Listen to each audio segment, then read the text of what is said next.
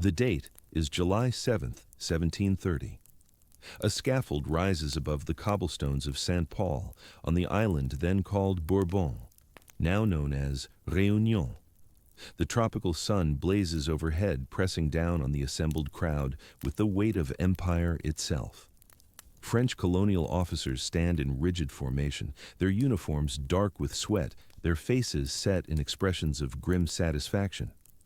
Behind them, a motley assembly of colonists, merchants, and enslaved laborers strain for a view of the elevated platform where a man stands with a noose draped around his neck. He is 42 years old, though the sun and salt have aged him beyond his years. His skin bears the deep bronze of a life lived almost entirely under open sky. A scar traces its way across his left cheek, a souvenir from a fight that history has not bothered to record. His hands, bound behind his back with rough hemp rope, are the hands of a sailor, calloused, powerful, marked by powder burns and the rope work of 1,000 voyages. His name is Olivier Levasseur, though across the Indian Ocean and throughout the pirate ports of Madagascar, he is known by another name entirely, Buse, the buzzard. As the executioner makes his final preparations, as the priest murmurs last rites that the condemned man ignores, something extraordinary happens. Levasseur's hand darts to his neck. The guards move too slowly to stop him. He tears something free, a pendant, a small brass cylinder, a secret he has carried close to his heart for perhaps a decade. And then, with one violent motion, he hurls it into the crowd. His voice rings out across the square, cutting through the humid air, silencing the murmur of spectators. "Find my treasure who can." In some versions of the story, the object is a necklace. In others, a paper scrap falls from the cylinder, covered in strange symbols, a cipher that makes no sense to the bewildered onlookers who scramble to catch it. What is certain is that this gesture, theatrical and defiant in equal measure, transforms a simple execution into the beginning of a mystery that will endure for 300 years. For the object Levasseur throws contains a cryptogram, 17 lines of symbols, numbers, letters, and marks that appear to form a code that, if deciphered, purportedly leads to the greatest pirate treasure ever assembled, a fortune that by modern calculations might exceed $1 billion. The hangman does his work, the buzzard dies, and a legend is born. To understand how a Frenchman came to swing from a rope on a tiny island in the southwestern Indian Ocean, clutching clues to an incomprehensible fortune, we must travel backward through time and across vast reaches of ocean. We must visit the lawless shores of Madagascar and the pirate utopias that flourish there. We must witness the capture of a Portuguese treasure ship so laden with riches that even seasoned rovers could scarcely believe their eyes. And we must trace the life of a man who began as a respectable privateer, serving his king, and ended as the most successful pirate of his age, more successful in terms of a single prize than Henry Every or William Kidd or any of the great names that have echoed through popular imagination. This is a story of gold and blood, of empires and outlaws, of unimaginable wealth and the ultimate price of freedom. It is the story of Buse, the buzzard, and the treasure that still waits to be found. Olivier Levasseur enters the world in the port city of Calais, sometime around 1688 or 1689. The historical record offers frustrating imprecision on this point, as it does on so many details of his early life. What we know is that he is born into a family of means, possibly minor nobility, certainly prosperous enough to provide their son with an education beyond the reach of common sailors. Young Olivier learns to read and write with facility. He receives instruction in mathematics and navigation. He studies Latin and likely some rudimentary principles of military engineering. This education matters more than it might first appear. The pirates who would later terrorize the shipping lanes of the world were not, by and large, the illiterate brutes of later Hollywood invention. Many came from backgrounds of education and professional training. Ship's officers who turned to piracy brought with them skills in navigation, cartography, and command.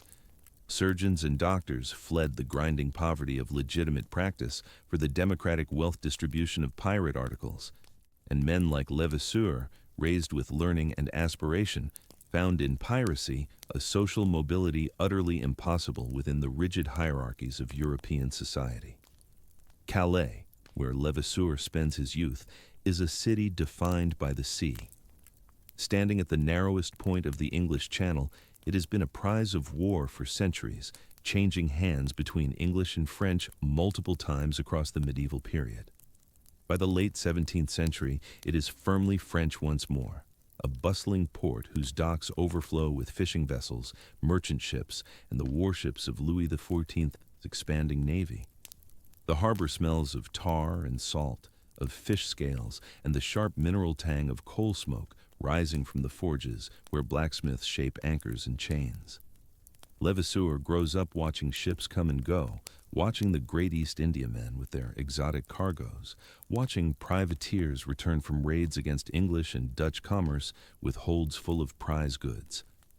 The sea is his future, as certain as dawn follows night.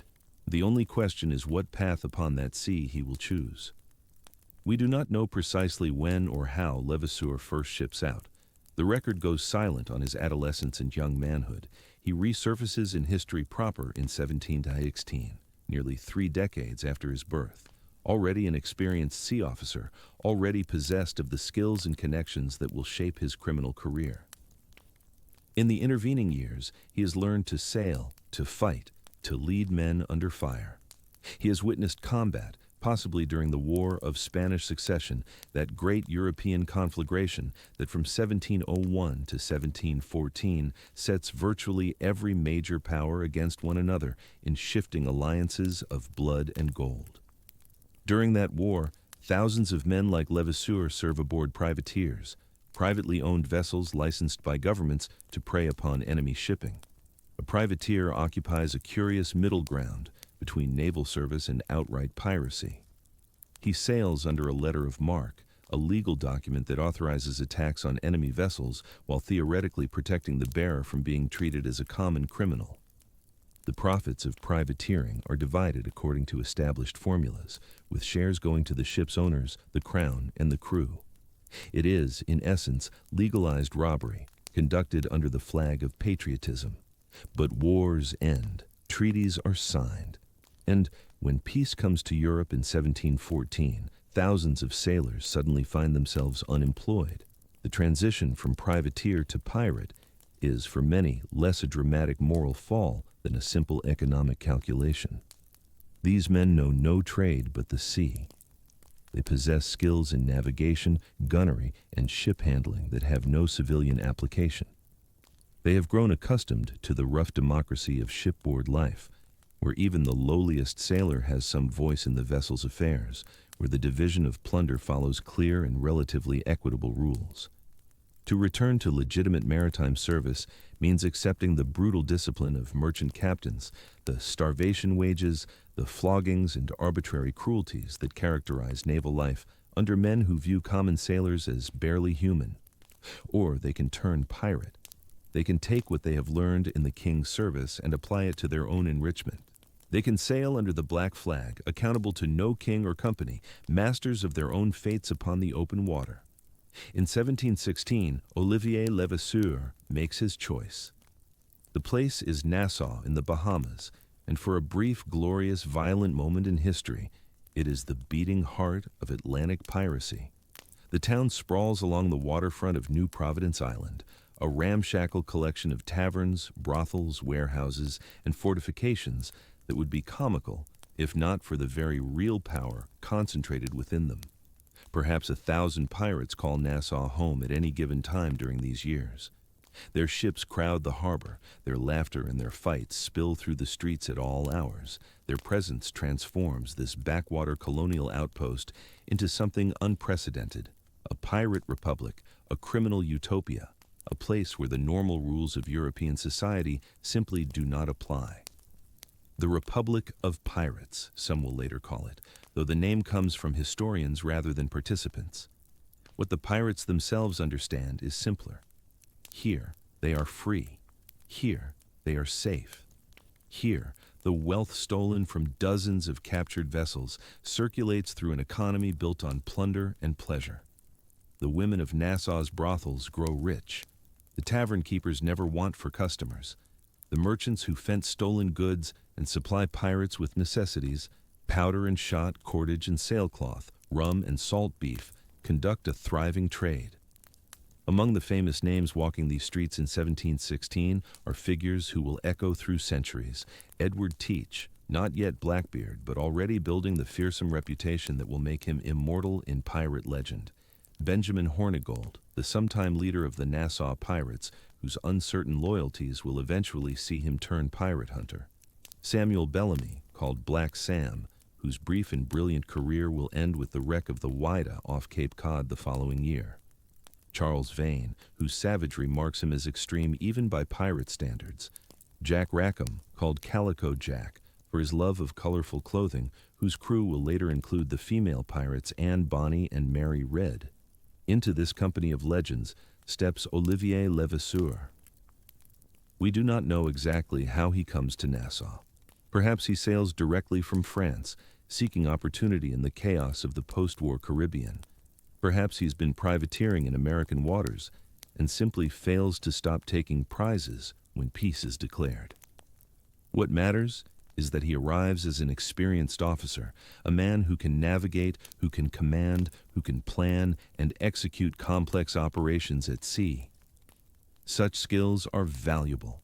The pirates of Nassau, whatever their reputation for democratic equality, still recognize competence and defer to those who possess it. Levasseur joins forces with Hornigold and several other captains in a loose consortium that preys upon shipping throughout the Caribbean and along the American coast. The arrangement is typical of pirate operations during this period. Individual captains maintain command of their own vessels, but cooperate on larger enterprises, sharing intelligence about potential targets, dividing hunting grounds to avoid wasteful competition, occasionally sailing in company for especially dangerous or lucrative attacks. It is during this period that Levasseur acquires his famous nickname, la Buse, the buzzard. The French word evokes a bird of prey circling high above the ocean, patient and observant, waiting for the moment to strike. It suggests a certain calculating quality, a cold-eyed assessment of odds and opportunities. A buzzard is not the flashiest bird of prey, not the dramatic eagle or the swift falcon. It is a scavenger as much as a hunter, willing to feed on whatever presents itself, adaptable and persistent. The nickname fits. Levasseur builds a reputation not for theatrical violence like some of his contemporaries, but for effectiveness. He takes ships, he takes them repeatedly, and he does so with a minimum of unnecessary bloodshed, understanding that dead crews cannot reveal where other ships might be found, that a reputation for mercy encourages victims to surrender quickly rather than fight to the death. The years 1716 through 1718 represent the high water mark of Caribbean piracy, the moment when the black flag flies most proudly and imperial authority seems helpless to respond. Levasseur participates in captures too numerous to fully document. He sails sometimes in company with Hornigold, sometimes with Bellamy, sometimes independently. He accumulates wealth. He earns respect among his peers. He learns the trade of piracy in its most flourishing school. But even as Levasseur thrives, the world around him is changing. The great European powers, having exhausted themselves in the War of Spanish Succession, turn their attention to the colonial periphery. They begin to view the pirate strongholds not as minor nuisances, but as existential threats to transatlantic commerce. Something must be done about Nassau. In the summer of 1718, a small fleet appears off New Providence Island. At its head sails a man whose appointment represents a new seriousness in British efforts to suppress piracy. Woodes Rogers, the newly commissioned royal governor of the Bahamas. Rogers is a fascinating figure in his own right, a former privateer who circumnavigated the globe and rescued Alexander Selkirk, the castaway who would inspire Robinson Crusoe, from Juan Fernandez Island. He knows the world of maritime predation intimately, knows its attractions and its vulnerabilities, knows both how to catch pirates and how pirates think. His appointment signals that the British Crown has decided to treat Bahamian piracy as a serious matter, worthy of serious resources. Rogers carries with him two instruments designed to break the pirate republic. The first is force, armed vessels, royal marines, the threat of combat against any who resist. The second is more subtle, a royal proclamation offering pardon to all pirates who surrender themselves before a specified date. The king's pardon, as it comes to be known, presents the Nassau pirates with an agonizing choice. Those who accept must swear to abandon piracy forever. They must submit to royal authority, accept the hierarchies they have rejected, become once again subjects rather than sovereigns. Those who refuse face outlawry, pursuit, and ultimately the noose. Many pirates accept the pardon. Hornigold himself takes it, transforming overnight from pirate captain to pirate hunter, eventually dying in pursuit of his former colleagues when his ship wrecks during a hurricane. Others, the hardest cases, refuse submission. Charles Vane notoriously sails past Roger's fleet with guns blazing, firing on a blockading ship as he escapes to open water. Behind him, Nassau's brief experiment in criminal autonomy comes to an end. Olivier Levasseur refuses the pardon. We cannot know precisely what factors shape his decision. Perhaps he has accumulated too much criminal notoriety to trust in royal mercy. Perhaps he genuinely prefers freedom under the black flag to servitude under the Union Jack. Perhaps he simply calculates that opportunities exist elsewhere, beyond the reach of British warships, where a skilled pirate might continue to prosper. Whatever his reasoning, Levasseur sails east. He crosses the Atlantic, bound for waters that British power does not yet dominate, waters that will offer him another decade of freebooting before destiny catches up with him on that scaffold in St. Paul. He is bound for Madagascar. The island emerges from the sea like nothing in European experience. 400 miles off the African coast, Madagascar stretches 900 miles from north to south, a world unto itself, vast and wild and utterly unlike the plantation islands of the Caribbean. Its forests harbor creatures found nowhere else on earth, lemurs that howl through the night, chameleons that change color as you watch, birds so massive that their eggs can hold 2 gallons. Its people, the Malagasy, have built sophisticated kingdoms and trading networks that long predate European arrival. And along its coasts, in harbors hidden from casual observation, pirates have established bases that imperial navies struggle to locate, much less suppress. The Indian Ocean pirate world operates by different rules than its Caribbean counterpart. Here, the targets are not sugar ships and slave vessels, but the far richer merchantmen of the India trade. The great Mughal Empire sends ships laden with the treasures of a subcontinent. The Portuguese convoy goods between their enclaves at Goa and Mozambique. The Dutch East India Company maintains its vast commercial network, moving spices and silks and precious metals along routes established over a century of colonial extraction. European pirates who venture into these waters find themselves playing for higher stakes than anything the Caribbean can offer. The first generation of Indian Ocean pirates has already made legendary scores by the time Levasseur arrives. Henry Every, called Long Ben by his contemporaries, captured the Mughal treasure ship Ganges Sawai in 1695, netting a haul worth perhaps $325,000, a sum that made every member of his crew wealthy for life. The pirates of the adventure galley briefly touched these waters before their captain, William Kidd, made the fateful mistake of returning to civilization and finding himself on the wrong side of political convenience. Thomas Tew, Dirk Chivers, Robert Culliford, these names are whispered in port cities from Johanna to the Malabar coast, spoken with fear by merchants and with admiration by those who dream of freedom beyond the law. Levasseur enters this world around 1719 or 1720. The precise date and circumstances of his arrival remain obscured by the same documentary gaps that hide so much of his early life. What we know is that he appears in the Indian Ocean already seasoned, already possessing the skills and reputation earned in Caribbean waters, already prepared to take his place among the great predators of the eastern seas. He bases himself initially at Madagascar, in one of the pirate havens that dot the island's coastline. The most famous of these is Ile Sainte-Marie, a narrow island hugging Madagascar's northeastern coast. 57 kilometers long and barely 5 wide at its broadest point, Sainte-Marie offers everything a pirate could desire. Its harbor provides protected anchorage for dozens of vessels, Fresh water flows freely from streams feeding down from the island's forested interior. The local population, led by Malagasy rulers who have made their peace with the foreign marauders, supplies provisions, women, and recruits for pirate crews.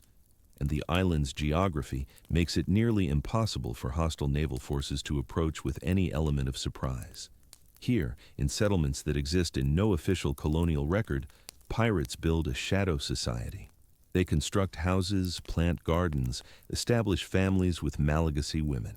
Their children, mixed-race offspring who belong fully to neither European nor African worlds, will grow up speaking Creole languages and navigating between cultures.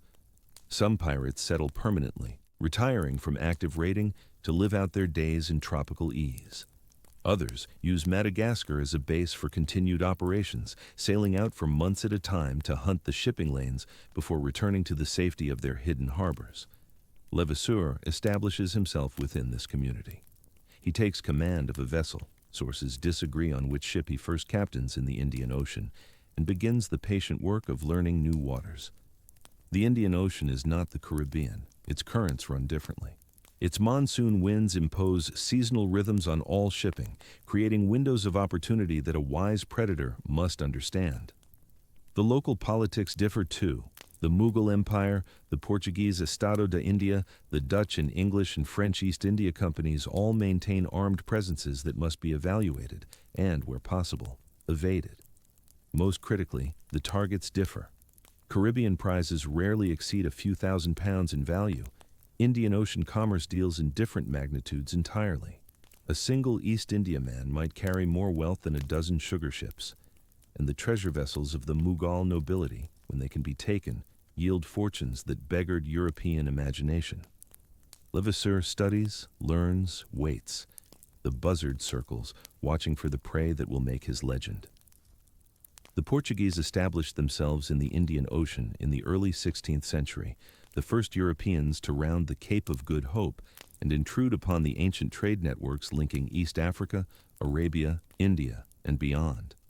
For over a century, they dominated European presence in these waters, building fortress trading posts at strategic locations, converting local populations at gunpoint and cross, extracting tribute from those too weak to resist. By the early 18th century, Portuguese power in the Indian Ocean has diminished from its former heights. The Dutch have supplanted them in the Spice Islands. The English have established their own trading presence in India. The French have begun their own colonial ventures in the region. But Portugal still maintains significant outposts, still conducts substantial trade, still sends ships laden with valuable cargo along routes their pilots have navigated for 200 years. Among these vessels sails the Nossa Senhora do Cabo, sometimes called the Virgem do Cabo, Our Lady of the Cape. She is a first-rate Portuguese East Indiaman, a massive ship by the standards of the age, built to carry the most valuable cargoes between Portugal's Indian and African possessions. In the spring of 1721, she prepares for a voyage that will make her name immortal in the annals of piracy, though not in the way her builders intended. The Nossa Senhora do Cabo loads at Goa, the heart of Portuguese India, where a colonial enclave has thrived since Afonso de Albuquerque captured it in 1510. The waterfront at Goa presents a scene of extraordinary activity as the ship takes on her cargo. Stevedores carry aboard bales of silk, chests of spices, rolled carpets from Persia. Into her hold go casks of diamonds from Golconda, rubies from Burma, pearls harvested from the waters off Ceylon. Her strongrooms receive gold in bars and coins, silver plate, religious vessels crafted for the Catholic churches that Portuguese missionaries have planted across the subcontinent. But the Nossa Senhora do Cabo carries more than commercial cargo on this particular voyage. She carries passengers of extraordinary importance. The Count of Ericeira, recently retired from his position as Viceroy of Portuguese India, returning home to Lisbon with the accumulated wealth of his colonial tenure. Traveling with him is the Archbishop of Goa, the highest Catholic ecclesiastical authority in Portuguese Asia, bearing the treasures of his office and the accumulated donations of the faithful. These two men and their entourages bring aboard enough personal wealth to fund a minor European war. The ship also carries something unique, something that elevates this cargo from merely extraordinary to almost incomprehensibly valuable. Among the baggage of the Archbishop rests the fiery cross of Goa, a processional cross fashioned for the Cathedral of Goa, blazing with diamonds, rubies, and emeralds, weighing perhaps 70 kilograms, a masterpiece of Portuguese goldsmith work that has absorbed the concentrated wealth of a century of Indian colonial extraction. The cross alone, by some modern estimates, might be worth hundreds of millions of dollars. We can only imagine what thoughts pass through the minds of the ship's officers as they supervise this loading. They must understand the extraordinary value committed to their care. They must also understand the dangers that await them on the long voyage around Africa and north to Portugal. Pirates prowl these waters. The route from Goa to Lisbon passes through some of the most dangerous seas in the world, waters where Buse and his colleagues hunt with patient expertise. The Nossa Senhora do Cabo sails in late April or early May of 1721, setting a course that will take her around the Cape of Good Hope, up the African coast, and home to Europe. She is heavily armed, carrying perhaps 50 guns, enough firepower to discourage most attackers. She sails in company with another Portuguese vessel, the strength of 2 ships providing additional security. Her captain, confident in his ship's power and the escort of his consort, makes the fateful decision to call at Réunion Island, then called Bourbon, to take on fresh water and provisions before the long run north. It is a reasonable choice. Ships on long voyages regularly stop to refresh their supplies, to give crews a respite from the confines of shipboard life, to make minor repairs before tackling the challenging waters around the Cape. The captain of the Nossa Senhora do Cabo has no way of knowing that his reasonable choice will deliver him and his passengers into the hands of their worst nightmare. For anchored in the waters near Réunion, hidden from casual observation, wait the ships of Olivier Levasseur and his partner in crime, an English pirate named John Taylor. Together, they command a force that has been hunting precisely this sort of prey. Together, they are about to capture the richest prize in the history of piracy. The buzzard is about to strike. The details of what follows deserve careful telling, for they illuminate not only the mechanics of 18th century piracy, but the extraordinary convergence of luck, skill, and circumstance that elevated Levasseur from mere pirate to legend.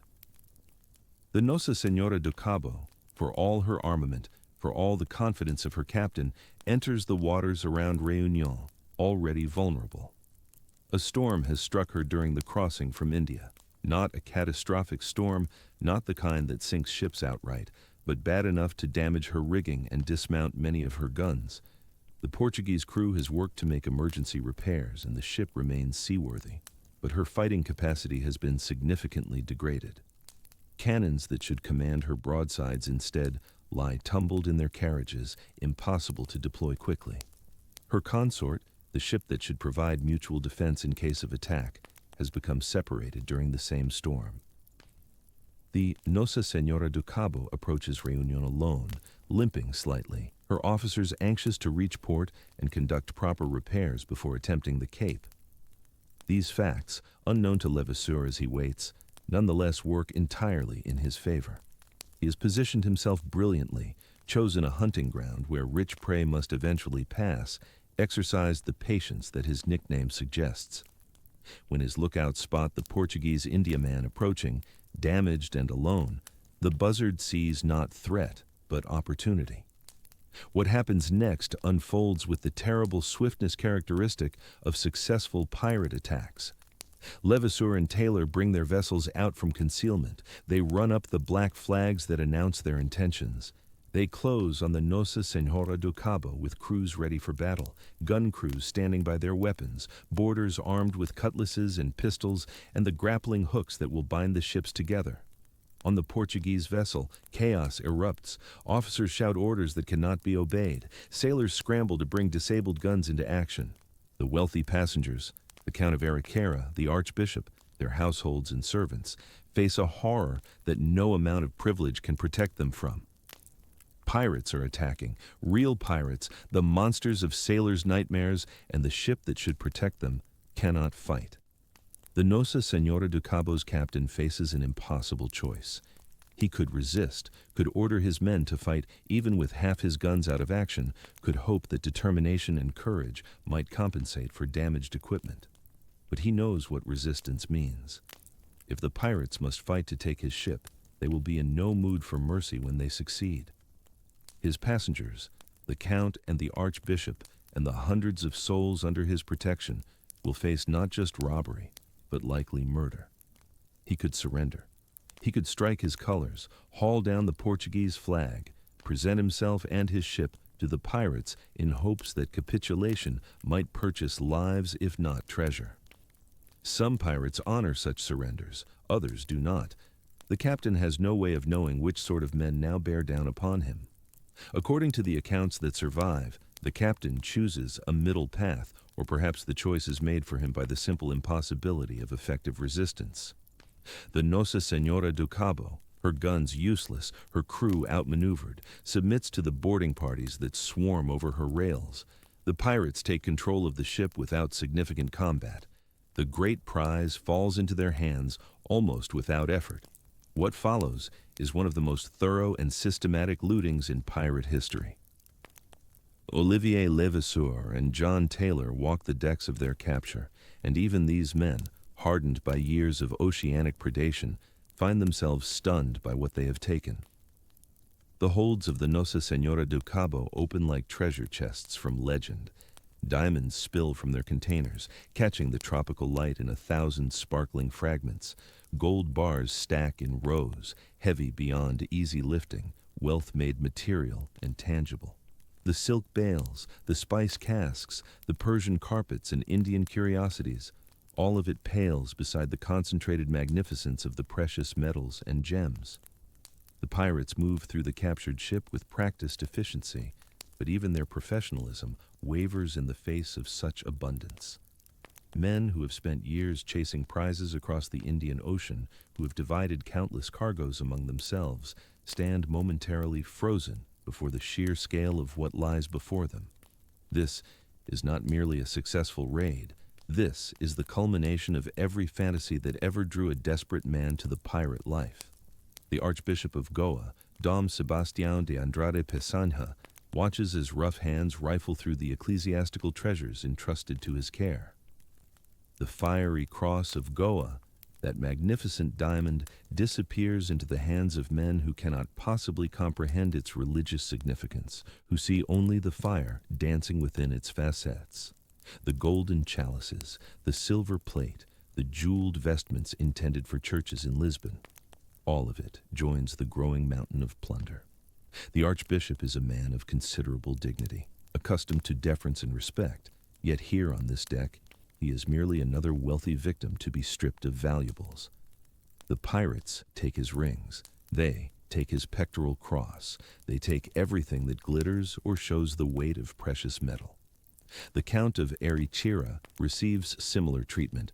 Don Luis Carlos Ignacio Xavier de Meneses, 5th Count of Ericeira, scholar and bibliophile, patron of arts and sciences, member of one of Portugal's most distinguished noble families. None of these distinctions carry the slightest currency with the men who now control his fate. The Count's personal baggage contains a lifetime's worth of accumulated treasures, jewels inherited through generations, gold accumulated during his years of colonial service, precious objects collected with a connoisseur's eye. The pirates take it all. They are thorough and systematic, searching every trunk, every chest, every hidden compartment. Nothing escapes their attention. And yet, remarkably, neither the Archbishop, nor the Count, nor any of the passengers suffer physical harm. This restraint speaks to calculations on both sides of the encounter. The pirates have achieved their objective without resistance. The cargo has submitted itself to their control without the need for violence. In such circumstances, wholesale slaughter serves no purpose and brings significant risk. Dead aristocrats provoke outrage that merely robbed aristocrats do not. Every nation will hunt the men who murder an archbishop. Fewer will maintain the same intensity of pursuit for those who merely relieved him of his diamonds. For the captives, survival depends entirely on not provoking men who hold absolute power over their lives. The Count and the Archbishop understand this calculus with the clarity that extreme danger provides. They watch their possessions disappear, and they say nothing that might transform robbery into murder. Later, when they reach Lisbon and file their reports, they will speak of indignities suffered and treasures lost. They will describe the pirates in unflattering terms and demand that justice be done. But in this moment, with cutlasses gleaming and pistols visible on every hip, they maintain the silence of the wise. The systematic nature of the looting takes hours. Levasseur and Taylor organize their men into working parties, each assigned to a different section of the captured ship. The main holds yield their treasures first. The heavy items, the bulk cargo that requires many hands to move. Bars of gold pass from ship to ship in human chains, men straining under weights that seem impossible to bear. The diamond containers require different handling, careful counting, precise inventory to ensure that nothing disappears into private pockets before the formal division of spoils. The pirates may be thieves in the eyes of civilized law, but they maintain their own rigid codes about theft from one another. Every man will receive his share, calculated according to his rank and role, but only after every item has been accounted for. As the afternoon wears on, the magnitude of the prize becomes clearer. The pirates who have served longest, who have accumulated the most experience judging the value of captures, begin to make their estimates. The numbers they arrive at seem almost impossible to believe. 5 million sterling, perhaps more. A figure so vast that it beggars comparison with ordinary prizes. The richest cargoes taken in the Caribbean rarely exceeded 50,000 pounds. The great treasure ships of Spanish legend carried perhaps 100,000. But this Portuguese vessel, this limping survivor of storms and misfortune, contains wealth that makes every previous pirate success look like petty theft. The men begin to understand what this means for their futures. A common sailor's share, even calculated as a fraction of a fraction, will exceed anything he could earn in a lifetime of honest labor. Officers will receive more, and the captains, Levasseur and Taylor, will walk away from this single encounter as wealthy as princes, wealthy as the aristocrats they have just robbed, wealthy enough to buy respectability, to purchase pardons, to establish themselves in comfort for whatever years remain to them, if they can survive long enough to spend it. This last consideration adds urgency to the hours that follow. The captured ship cannot remain in place indefinitely. Other vessels may appear at any moment, merchantmen who might flee and carry word of the attack, or worse, warships who might attempt to reclaim the prize. The pirates must complete their work and disappear before the world realizes what has happened. They must transform stolen goods into portable wealth, must divide and distribute the cargo, must separate themselves from the evidence of their crime before anyone can respond. The division of spoils follows the established pirate customs, but even these time-tested mechanisms strain under the weight of such abundance. The articles signed when crews joined the expedition specify precise shares: 2 shares for the captain, 1.5 for the quartermaster, various fractions for different ranks descending to the common sailor's single share. When applied to an ordinary prize, these calculations produce manageable sums. Applied to the cargo of the Nossa Senhora do Cabo, they create individual fortunes. Each man receives diamonds, each man receives gold, each man receives a portion of the silver, the jewelry, the concentrated essence of Portuguese imperial wealth. The distribution takes careful accounting and considerable time. Disputes arise about valuation. Is this ruby equal to that diamond? Does this piece of worked silver equal that weight of raw gold? The quartermaster must adjudicate these questions, must maintain peace among men suddenly possessed of riches beyond imagination. Levasseur moves through this process with the cold efficiency that has characterized his entire career.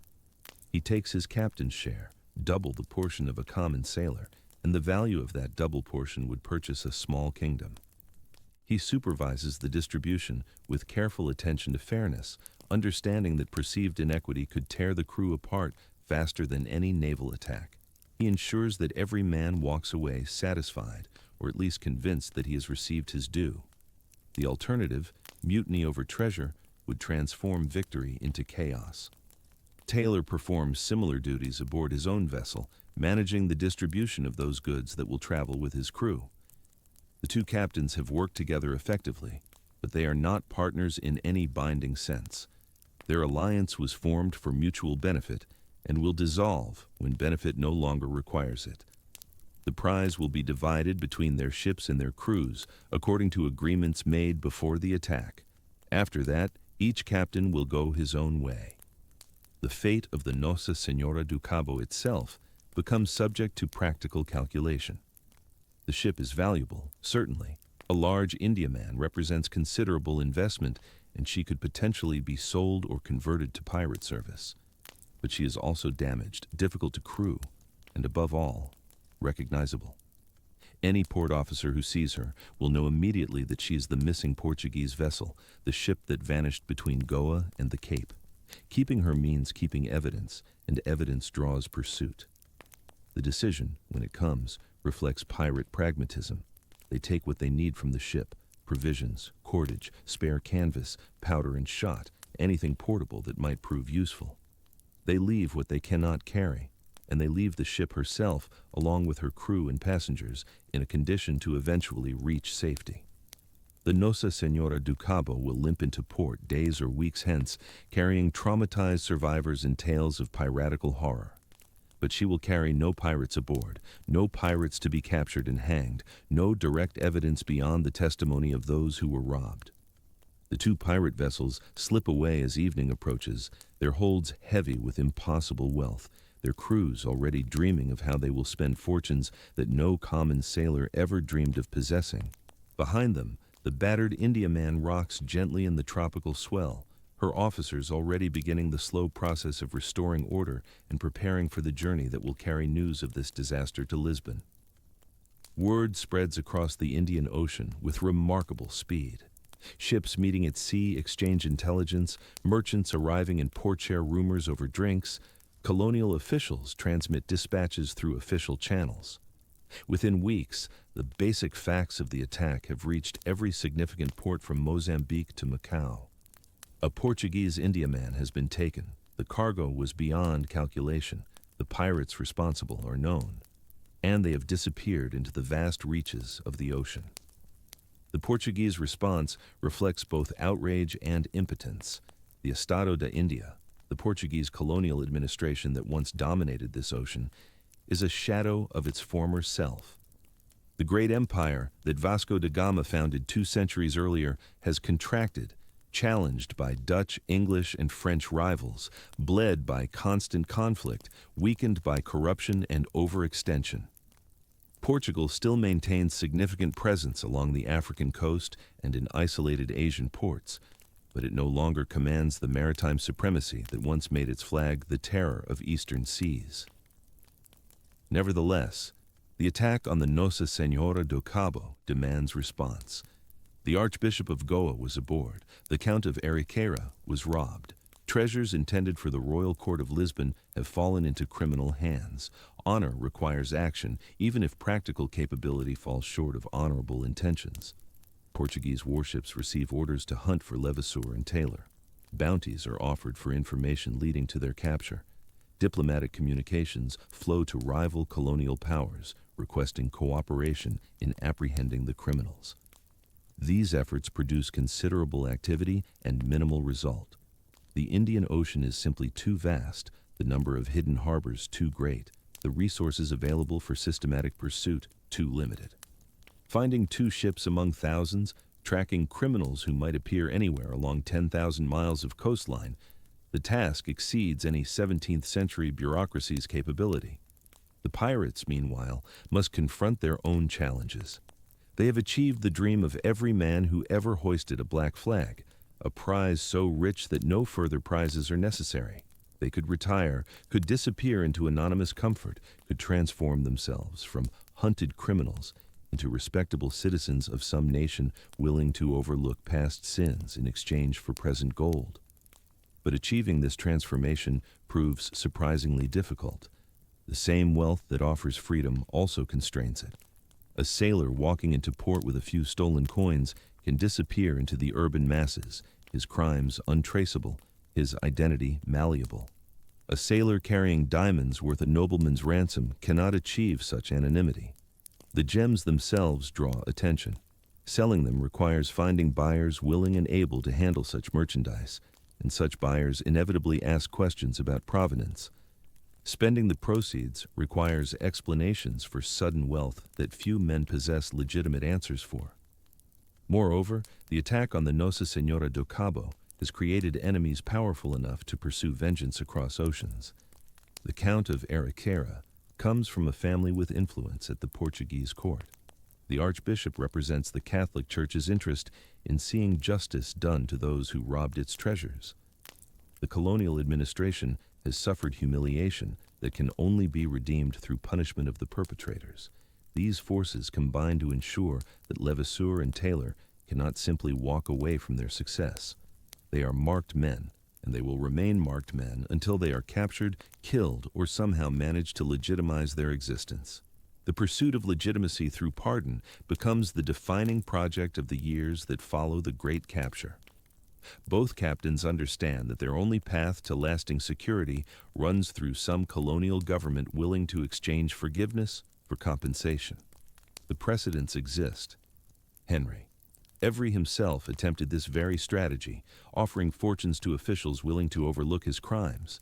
Others have succeeded where every apparently failed, transforming from pirates to planners through judicious application of stolen wealth to the proper authorities. The English represent one possibility. Madagascar lies close to English trading routes, and English colonial officials have demonstrated considerable flexibility in their treatment of pirates who bring wealth to their jurisdictions. The French represent another possibility, particularly given Levasseur's own origins. French colonies in the region might welcome a rich countryman willing to invest in local development, regardless of how that wealth was acquired. Even the Dutch, pragmatic traders that they are, might be persuaded to overlook piracy in exchange for sufficient inducement. The path from crime to respectability, however, proves treacherous for different reasons with each potential partner. The English, still smarting from the Evry affair, have grown cautious about harboring notorious pirates.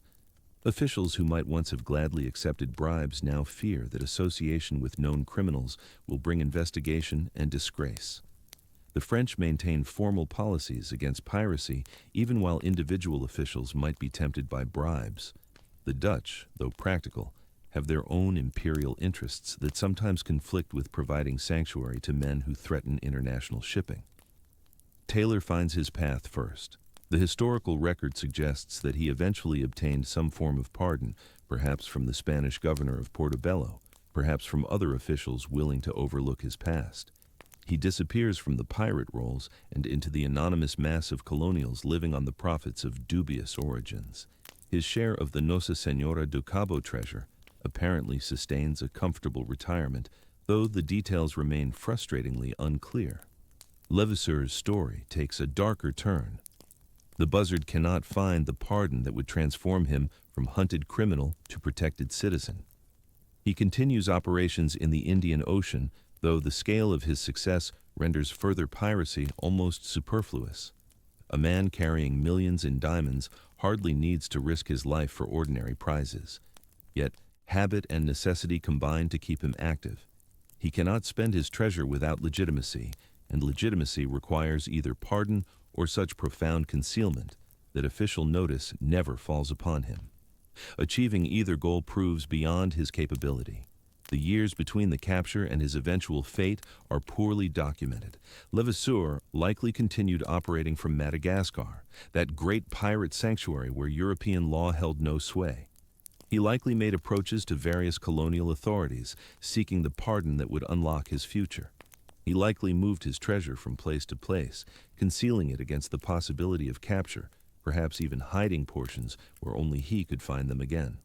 The life of a wealthy pirate, paradoxically, differs little from the life of a poor one. Constant watchfulness, perpetual movement, the ever-present knowledge that enemies seek your destruction. Réunion Island becomes increasingly important in Levasseur's story. The French colony there operates under rules that differ from the formality of mainland France or major colonial centers. Local officials, far from metropolitan supervision, exercise considerable discretion in their treatment of those who arrive on their shores. A man with wealth to offer might find welcome that would be impossible to obtain in more regulated environments. Levasseur apparently built connections on Réunion, established relationships that offered hope of eventual acceptance into colonial society. The details of these negotiations remain obscure. We know their outcome, but not their specifics. Somewhere in the process, something went wrong. Perhaps the price demanded exceeded even Levasseur's wealth. Perhaps officials who initially seemed amenable proved ultimately untrustworthy. Perhaps information about the scale of his crimes reached ears that could not ignore such knowledge.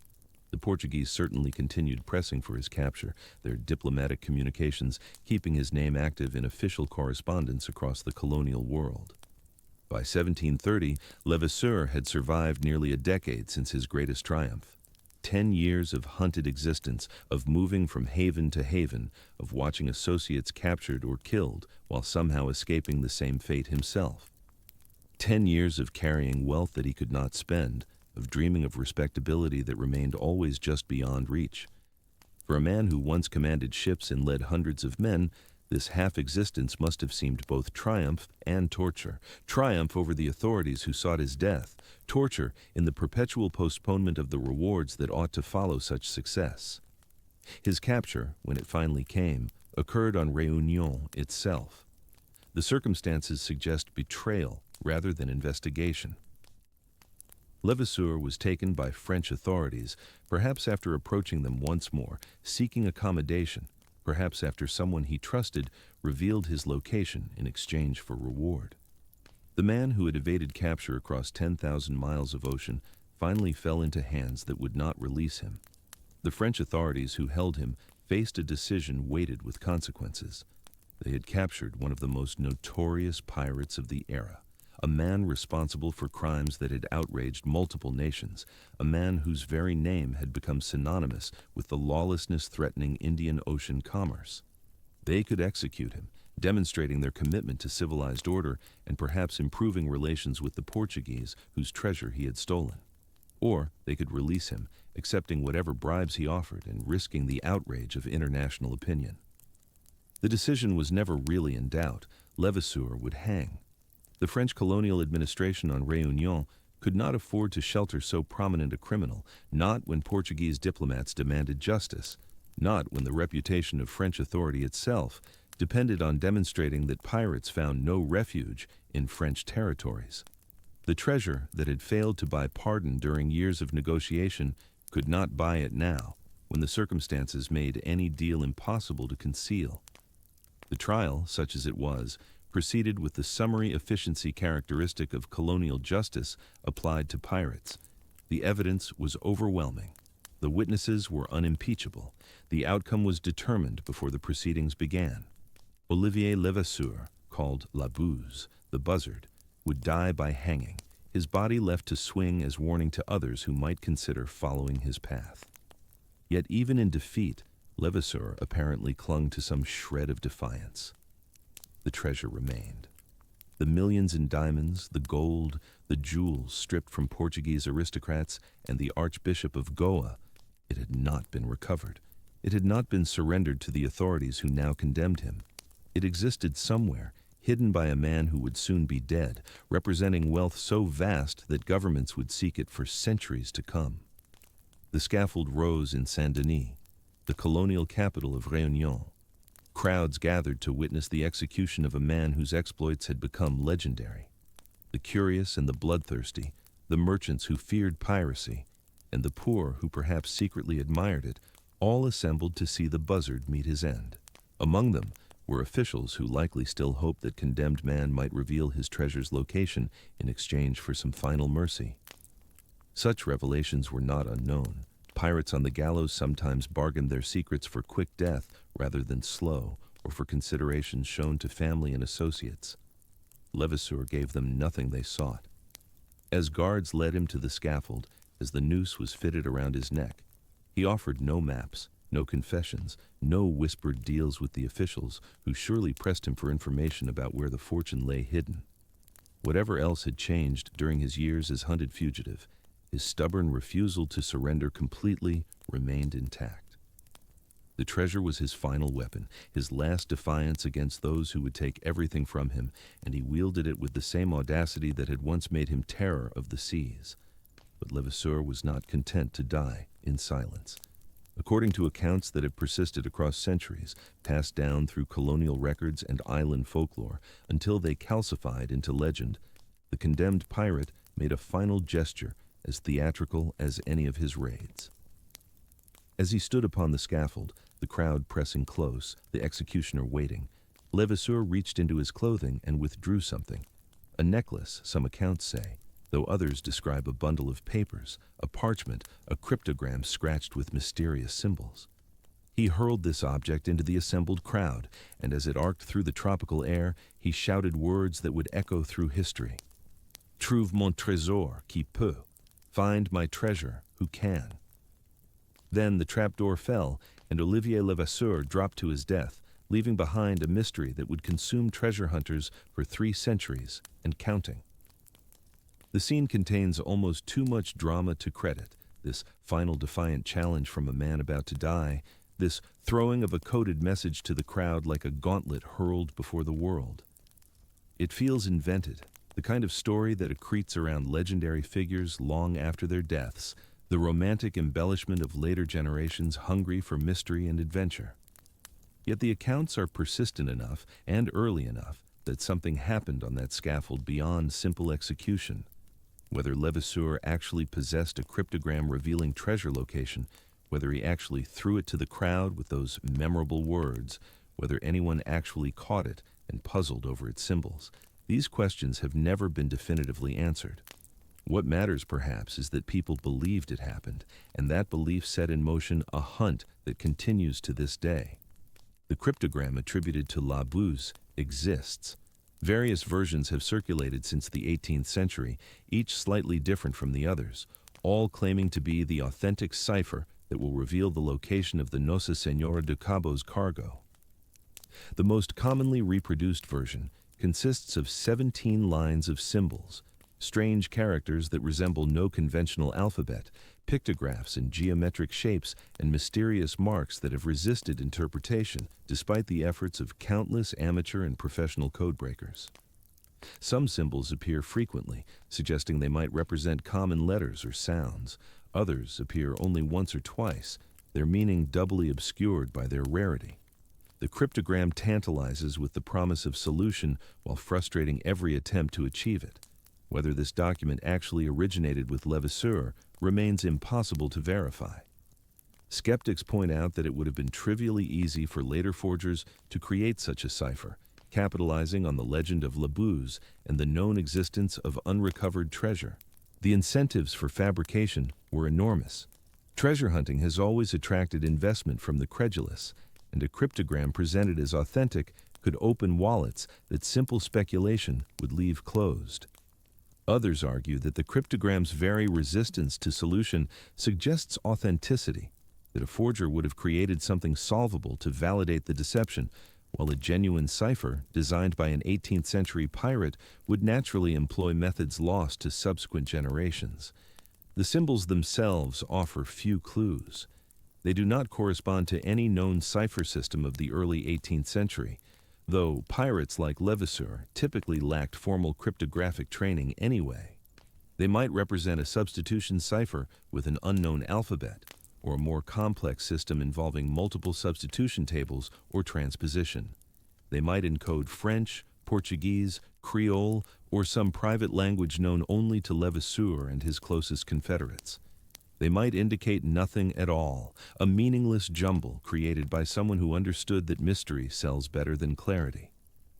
Yet the treasure itself was real. That fact anchors the legend in historical solidity when it threatens to float away on speculation. The Nossa Senhora de Cabo carried cargo documented in Portuguese records, cargo of such value that its loss reverberated through colonial administration and metropolitan government alike. Even accounting for exaggeration and inflation, even acknowledging that not every item claimed to be aboard actually was, the ship contained wealth that would have made any man rich beyond dreaming. And none of it was ever recovered, not by the Portuguese who sought it, not by the French who executed its captor, not by the countless treasure hunters who have searched for it in the centuries since. Where could such a fortune have gone? This question has spawned theories ranging from the plausible to the fantastic.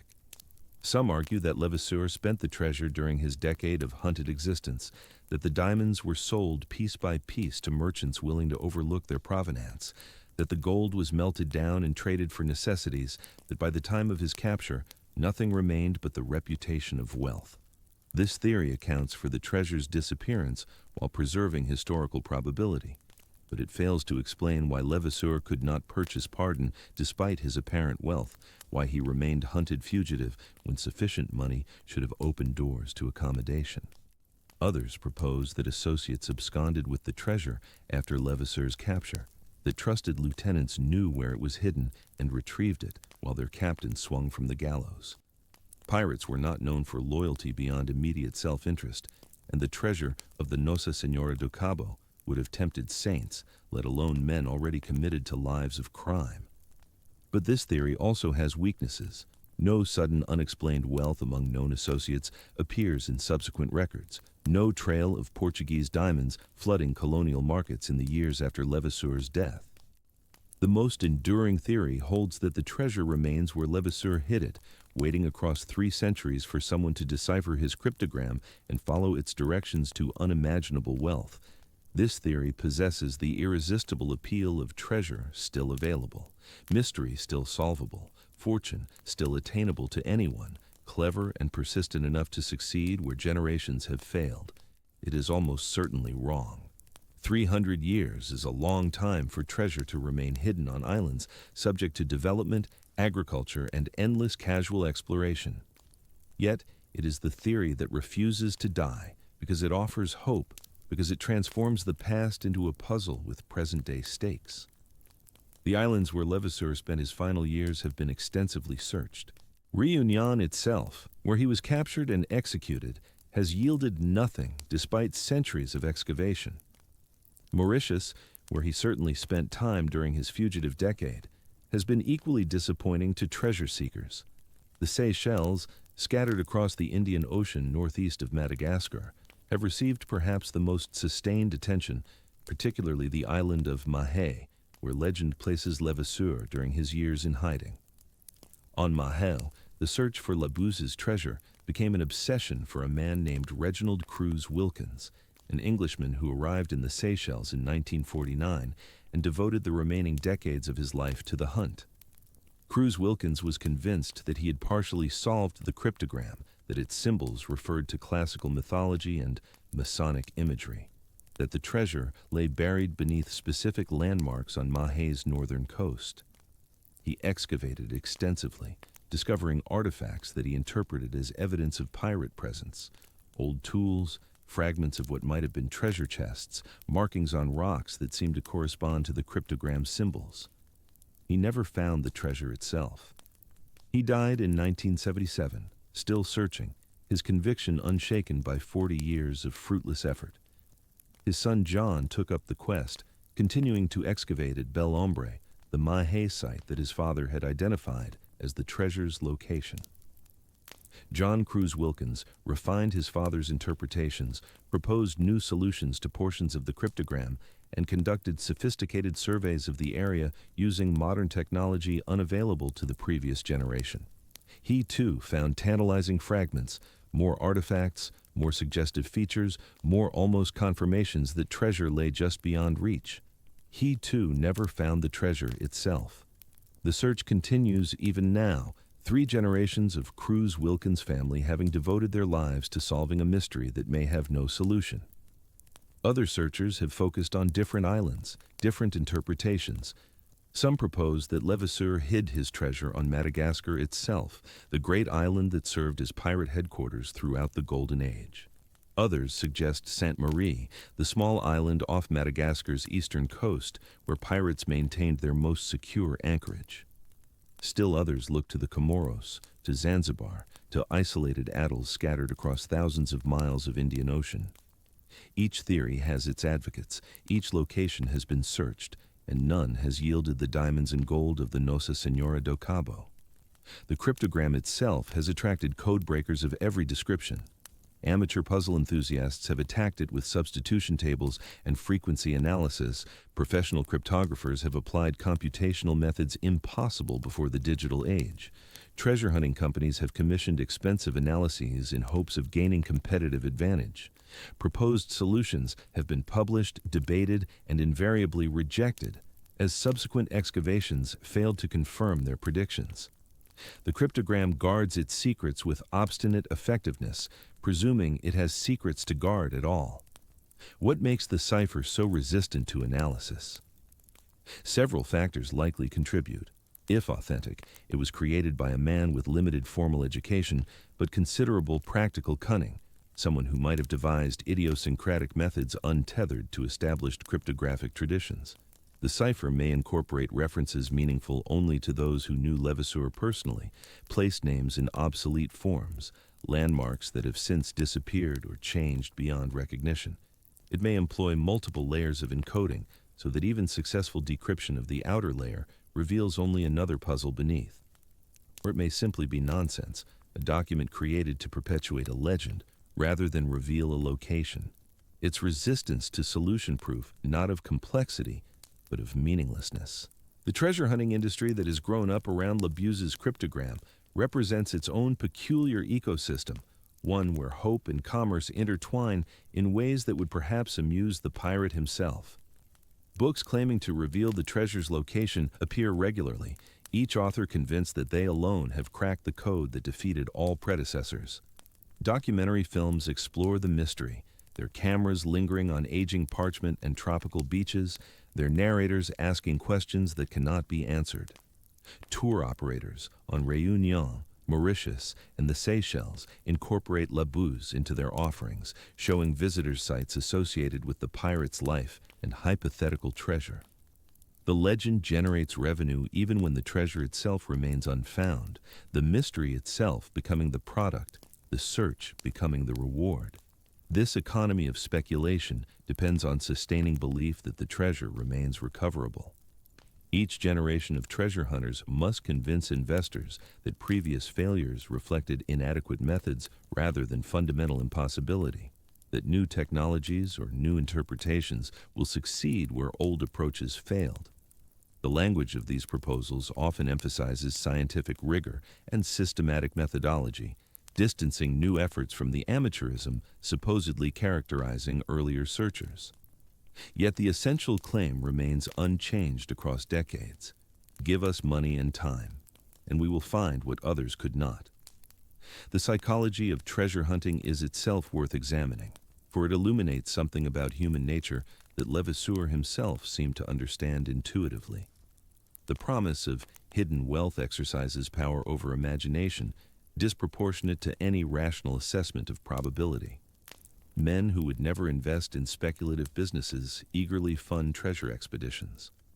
Men who recognize the folly of lotteries nevertheless believe that they might succeed where thousands have failed in the same endeavor. The treasure hunt offers something that ordinary investment cannot: the romance of adventure, the dream of transformation, the possibility that one stroke of fortune will render previous hardship meaningful. Levasseur, if he indeed threw that cryptogram to the crowd, understood this psychology perfectly. He guaranteed his own immortality by guaranteeing the perpetual possibility of discovery. Beyond the treasure itself, the story of Buse illuminates aspects of early 18th century piracy often overlooked in accounts focused on the Caribbean and Atlantic.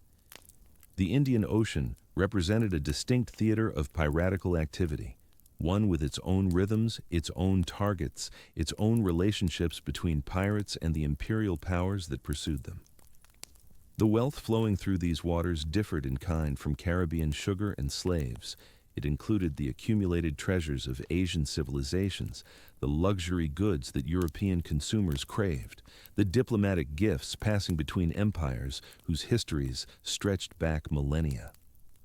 Pirates operating here intercepted wealth that represented centuries of artistic production and cultural exchange, concentrating in wooden holds what had once been dispersed across continents. The Nossa Senhora do Cabo's cargo exemplified this distinctive wealth. The diamonds alone represented geological ages of carbon compression, the slow processes of planetary formation concentrated into crystalline perfection by forces operating over timescales that dwarf human history. They had been mined from Brazilian earth, extracted by enslaved laborers whose suffering left no mark on the stone's cold brilliance. They had been cut and polished by craftsmen whose skills had been developed over generations, faceted to maximize the play of light that made diamonds precious beyond their physical properties. They had been set into jewelry designed for Portuguese aristocrats, ornaments intended to signify status and wealth in the elaborate hierarchies of colonial society. And now they lay somewhere unknown, their journeys interrupted by Levasseur's intervention, their fates as mysterious as the pirate's cipher. The religious artifacts were equally layered with meaning. The fiery cross of Goa represented not merely gold and gemstones, but centuries of Portuguese imperial aspiration, the crusading ideology that had driven European expansion into Asian waters, the complex entanglement of commerce and Christianity that characterized colonial endeavor. To take such an object was to strike at the symbolic heart of Portuguese power, to demonstrate that neither faith nor empire could protect wealth from those willing to seize it by force. Archbishop Sebastião de Andrade, stripped of his ceremonial objects on Levasseur's deck, must have felt the violation as spiritual as much as material, his humiliation resonating across the categories that organized his world. Whether Levasseur understood or cared about these symbolic dimensions remains unknowable.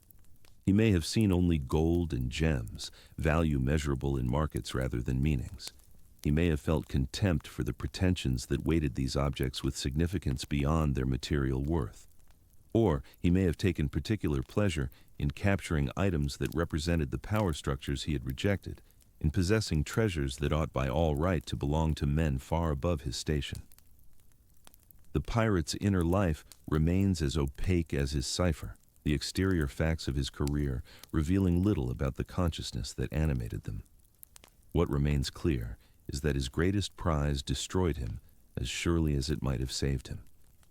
The treasure of the Nossa Senhora do Cabo was too vast to spend discreetly, too notorious to convert into respectable wealth, too dangerous to possess.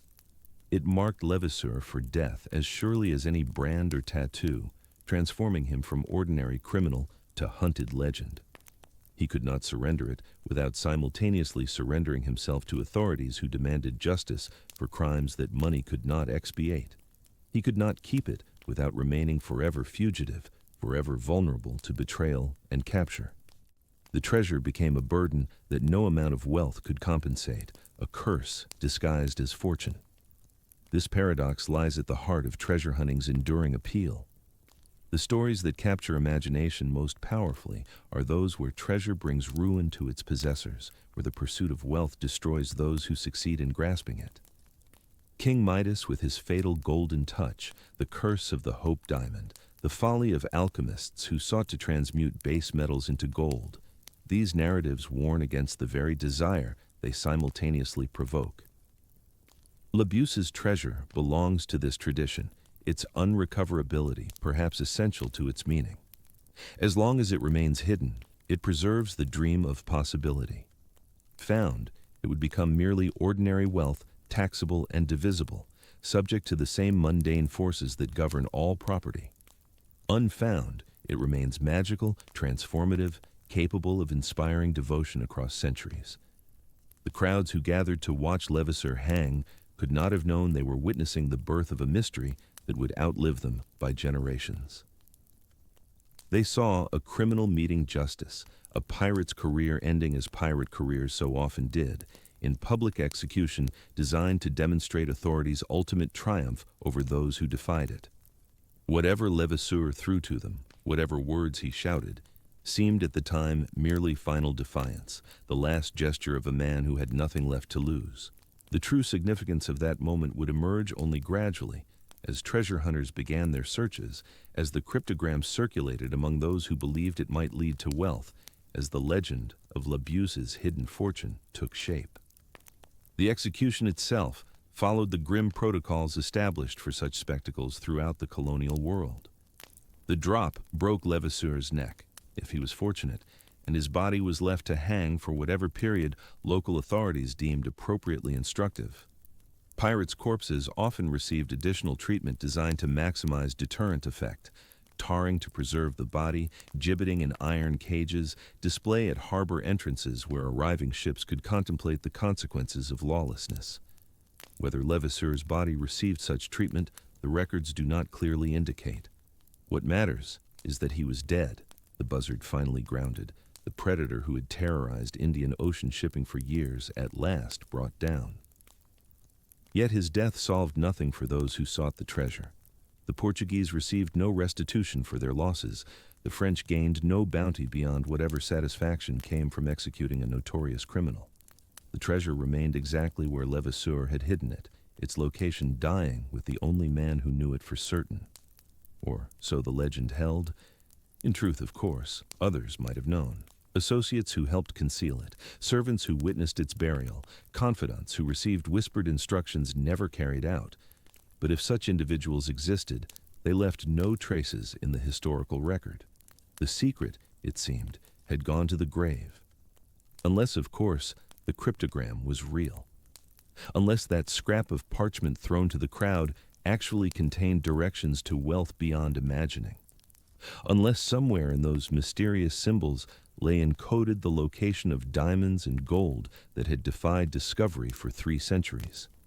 This possibility, however remote, has proved sufficient to sustain the search across generations, to draw men and women to island shores where they dig in soil that has been dug before, hoping to find what others have missed. The tropical sun that warmed Levasseur during his decade as fugitive continues to beat down on the islands where treasure hunters search. The same ocean that carried him from triumph to doom still washes shores where believers scan rock formations for correspondence to cryptographic symbols. Time has transformed the landscape. Cities have grown where villages stood. Roads have been cut through jungle. Hotels have risen on beaches where pirates once careened their vessels. Yet, something of the old world persists in these places, something that allows imagination to bridge the centuries and see the Indian Ocean as Levasseur saw it, glittering with possibility, pregnant with wealth waiting to be seized. On Réunion, where Levasseur met his end, the volcano Piton de la Fournaise still erupts periodically. Its lava flows reshaping the island's southeastern coast, just as they did in the pirates' time. The mountain's presence serves as a reminder that geological forces operate on timescales far beyond human concern, that islands themselves are temporary formations rising from ocean depths only to be worn down again by the same processes that created them.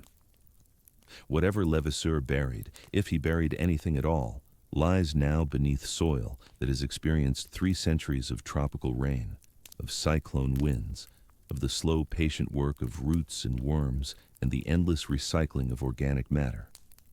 The landscape itself has become accomplice to concealment, its changes rendering obsolete whatever landmarks once marked treasure's location. The Seychelles present a different kind of terrain, one that has drawn perhaps the most concentrated treasure hunting activity of any location connected to Levasseur's legend. These islands, scattered like emerald fragments across the western Indian Ocean, remained largely uninhabited during the pirates' lifetime, visited only occasionally by ships seeking fresh water and the giant tortoises that provided convenient protein for long voyages. Their very emptiness made them ideal for concealment, their numerous coves and hidden beaches offering countless possibilities for burial. Today, Mahé Island bears the physical scars of generations of searching, excavations that have left their marks on the landscape, holes that have been dug and filled and dug again, as successive treasure hunters convinced themselves they had decoded what others had missed. The cryptogram itself deserves examination, for it stands at the center of everything that has followed Levasseur's death. The document that supposedly fell from the gallows consists of 17 lines of symbols, a bewildering mix of what appear to be letters, numbers, geometric shapes, and pictographic elements that resist easy categorization. Hearts, arrows, squares, circles, stylized human figures, what might be Masonic imagery or might be mere decoration, characters that could be Greek letters or could be invented glyphs, The cryptogram presents a surface so strange, so resistant to pattern recognition, that one's first response upon viewing it is often bafflement rather than analytical engagement. The earliest copies of this document emerge in the historical record decades after Levasseur's execution, their provenance murky at best. Did someone in that crowd at St. Paul actually catch the thrown parchment, preserve it, pass it down? Or did the cryptogram emerge later, perhaps fabricated by someone who saw commercial potential in the legend, who understood that a document claiming to show treasure's location would prove irresistible to a certain type of seeker? The honest answer is that we cannot know with certainty. The cryptogram may be genuine, the last testament of a dying pirate encoding directions to unimaginable wealth. Or it may be elaborate hoax, a fraud perpetrated on the credulous by someone who recognized that the treasure hunting impulse needs only the slightest encouragement to flourish. What we can examine is the cryptogram itself, its structure and apparent logic, the attempts that have been made to break it, and what these attempts reveal about both the document and those who have struggled to decode it. The 17 lines vary in length, suggesting perhaps the structure of a letter or narrative rather than a simple coordinate system. If the cryptogram encodes geographical information, directions, landmarks, distances, it does so in a format considerably more complex than the straightforward pace 20 steps north from the Great Oak type instructions that appear in fictional buried treasure stories.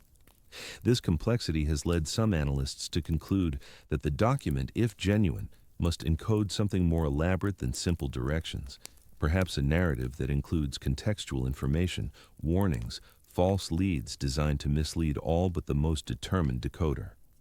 The symbol set itself numbers in the dozens, far too many for simple letter substitution of the kind that Edgar Allan Poe's famous story The Gold Bug made famous in popular imagination. A simple substitution cipher, where each symbol represents one letter of the alphabet, would require only 26 symbols at maximum. The profusion of different characters in Levasseur's cryptogram suggests either a more sophisticated encoding system, perhaps where symbols represent syllables, words, or concepts rather than individual letters, or deliberate obfuscation through the inclusion of meaningless symbols designed to frustrate analysis. Some codebreakers have proposed that the document employs multiple encoding systems simultaneously, with different sections requiring different decryption approaches, a possibility that would dramatically increase the difficulty of solution while explaining the document's heterogeneous appearance. The Masonic symbols that appear in the cryptogram have drawn particular attention from those who note that Levasseur and many of his contemporaries had connections to Freemasonry. The Brotherhood of the Craft, as Masons called their organization, had spread through maritime communities during the early 18th century, its lodges providing networks of mutual support that paralleled and sometimes intertwined with pirate confederation structures. Both organizations emphasized brotherhood, mutual aid, and secret knowledge. Both employed elaborate symbolism and ritual. That a Freemason pirate might encode his final message using symbols from his lodge's repertoire seems entirely plausible. Yet this observation, while potentially illuminating the cryptogram's cultural context, has not proved sufficient to break its code. Among the most dedicated of modern treasure hunters was Reginald Cruise Wilkins, an English guardsman who first encountered the Levasseur legend in 1947 and devoted the remainder of his life and substantial portions of his fortune to the search. Cruise Wilkins believed he had decoded the cryptogram and identified the treasure's location at a site called Bel Ombre on Mahé's northwest coast. His interpretation drew heavily on Masonic symbolism and the 12 labors of Hercules, proposing that Levasseur had designed an elaborate system of tests and obstacles that treasure seekers would need to pass before reaching the final cache. For decades, Cruise Wilkins excavated at Bel Ombre, uncovering artifacts that he believed confirmed his interpretation. 17th century coins, fragments of what might have been weapons, carved stones that seemed to bear symbolic significance. Yet the treasure itself always remained just out of reach. Each discovery pointed to further excavation needed. Each decoded clue revealed another layer of complexity to be penetrated. Cruise Wilkins died in 1977 without finding Levasseur's hoard, though his son John would continue the search, driven by the same conviction that had consumed his father.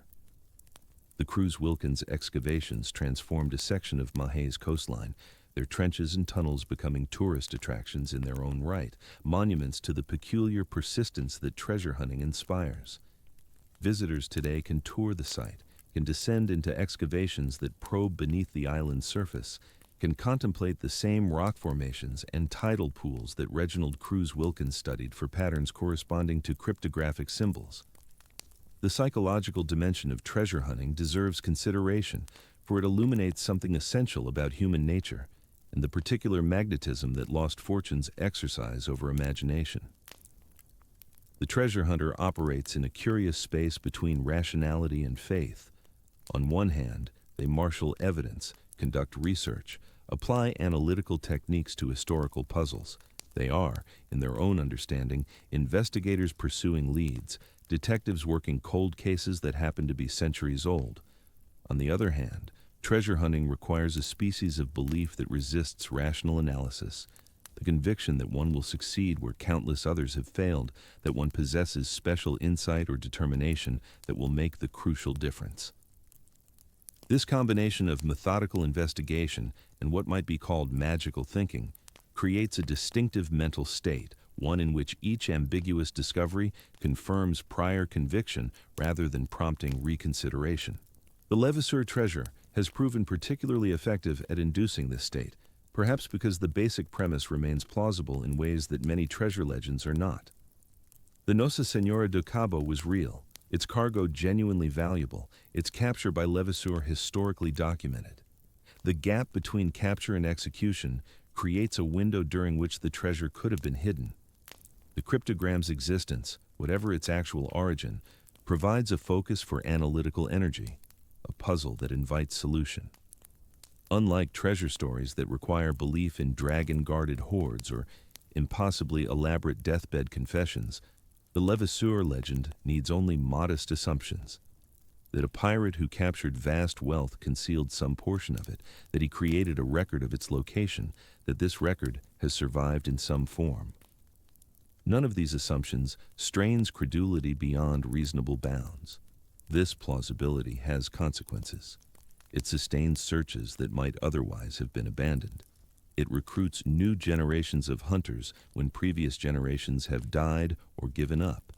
It generates a literature of speculation, claim, and counterclaim that has taken on a life independent of any actual treasure.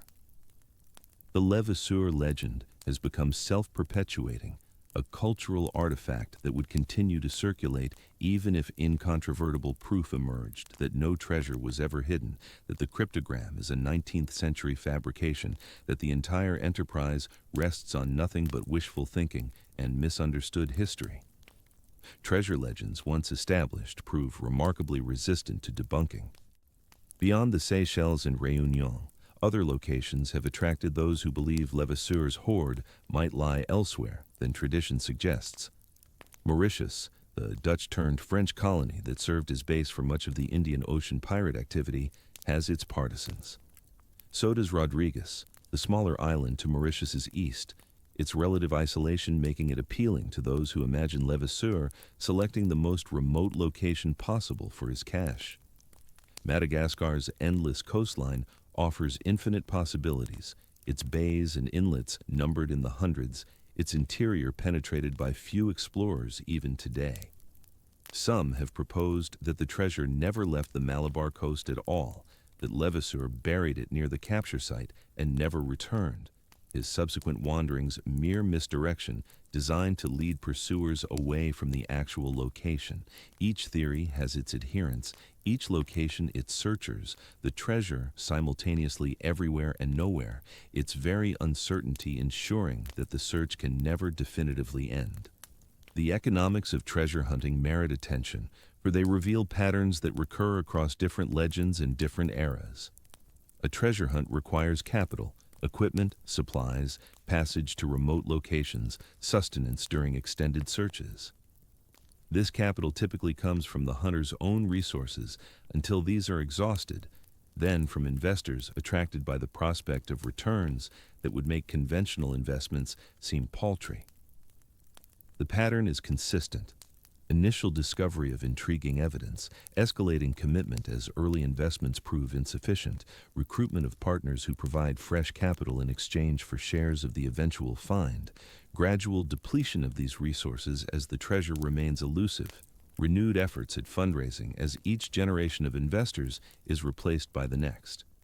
The treasure hunt becomes, in economic terms, a machine for converting hope into expenditure, for transmuting belief into activity that benefits equipment suppliers, boat operators, local laborers, and anyone else who services the enterprise. This is not to suggest that all treasure hunters are charlatans exploiting credulous investors. Many have been sincere believers who invested their own funds before seeking outside support, who genuinely expected to find what they sought, who would have been the first beneficiaries if their searches had succeeded.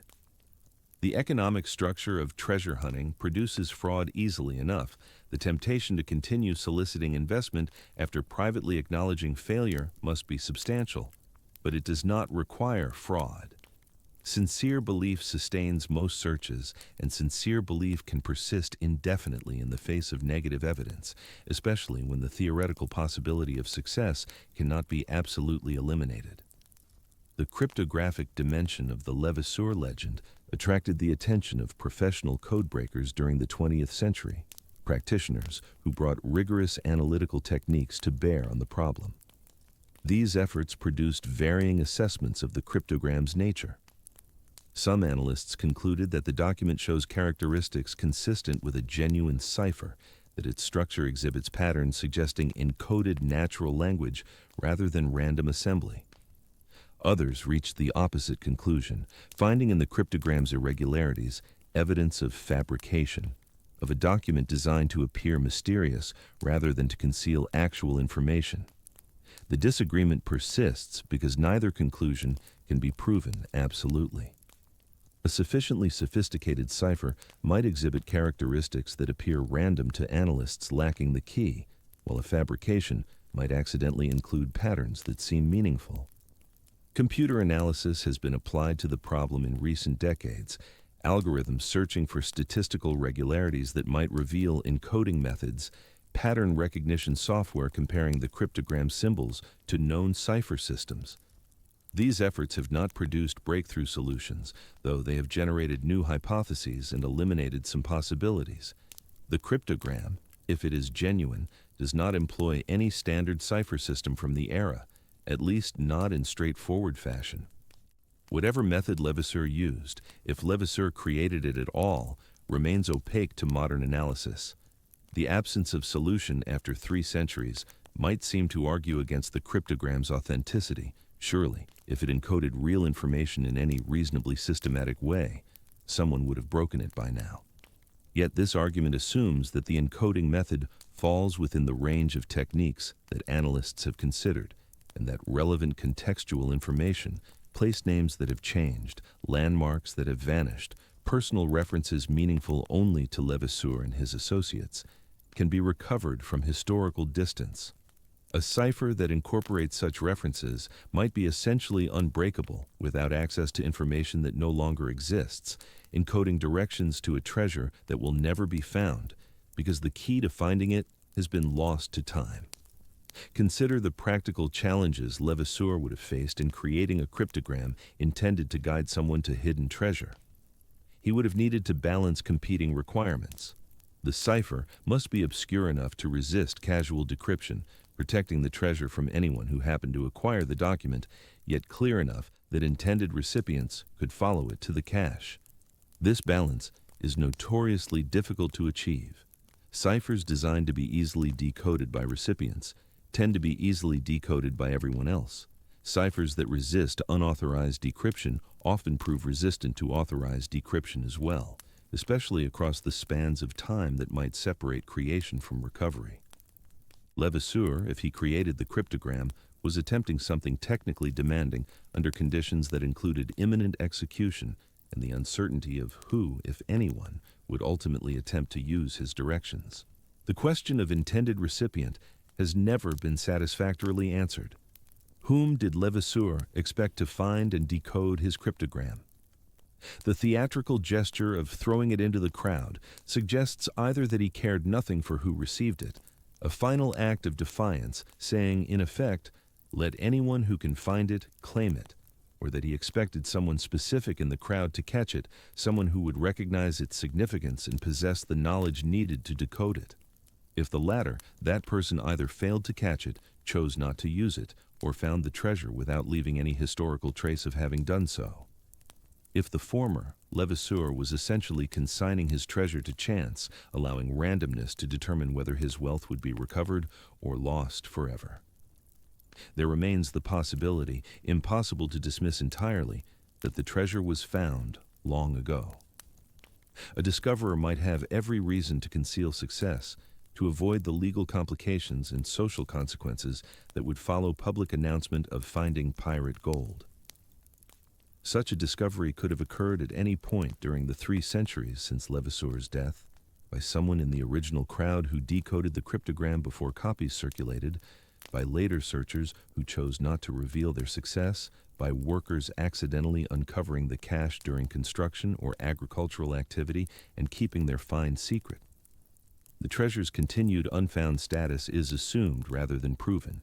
Absence of evidence for discovery is not evidence of absence. The persistence of the legend speaks to something deeper than the prospect of wealth, though wealth certainly plays its part. The Levasseur story condenses into narrative form certain fantasies that have circulated through Western culture for centuries. The fantasy of the individual who defies legitimate authority and wins, at least temporarily. The fantasy of sudden wealth obtained through daring rather than dull accumulation. The fantasy of secret knowledge that might transform an ordinary person into someone extraordinary. The cryptogram literalizes this last fantasy. It is secret knowledge made material, a document that promises transformation to whoever can unlock its meaning. These fantasies resonate particularly strongly in certain historical moments. The great wave of treasure hunting that followed Levasseur through the 19th and early 20th centuries coincided with economic conditions that made sudden wealth transformation especially appealing. Colonial subjects in Indian Ocean territories, confronted with rigid social hierarchies that limited advancement through conventional channels, found in treasure hunting an alternative path, a possibility of elevation that depended only on luck and persistence rather than on birth or education. European adventurers seeking to escape the constraints of industrializing societies found in remote island treasure hunts a form of meaningful activity that conventional employment could not provide. The search itself became valuable independent of its outcome, offering purpose, adventure, and the perpetual possibility of breakthrough that ordinary life often lacked. The physical landscape of the Seychelles bears witness to this history of searching. At sites beyond Belle-Ombre, across multiple islands, excavations have left their marks. Some are documented, the work of organized expeditions that sought and received permission from colonial or national authorities. Others are clandestine, holes dug under cover of darkness by searchers who preferred to avoid official notice, either because they lacked permits or because they did not wish to share any discovery with government claimants. The island's archaeology has been complicated by this activity, stratified deposits disturbed by interventions that went unrecorded, artifacts displaced from original contexts by diggers interested only in precious metals. The legal status of any treasure that might be found has grown increasingly complex as the islands have moved from colonial administration to independence and as international conventions regarding underwater and cultural heritage have evolved. The simple calculus of finder-keeper that governed earlier eras no longer applies. A treasure discovered today in Seychelles waters or on Seychelles soil would be subject to national patrimony claims, would potentially involve multiple legal jurisdictions if the treasure's origin could be traced to other nations' vessels or subjects, would require navigation of bureaucratic processes far more elaborate than anything Levasseur could have imagined. The prospect of actually finding the treasure has in some ways become less appealing as the certainty of being able to keep it has diminished. Yet still they search. Each generation produces its Levasseur enthusiasts, its cryptogram analysts, its believers who charter boats and purchase equipment and apply for permits to dig. The advent of the internet has only accelerated this process, connecting searchers who might previously have worked in isolation, allowing the instant circulation of theories and claimed discoveries, creating virtual communities organized around the shared project of decoding and finding. Forums dedicated to the Levasseur treasure number in the dozens, their threads stretching back years, their participants debating fine points of cryptographic interpretation and geographical possibility with an intensity that academic scholars might envy.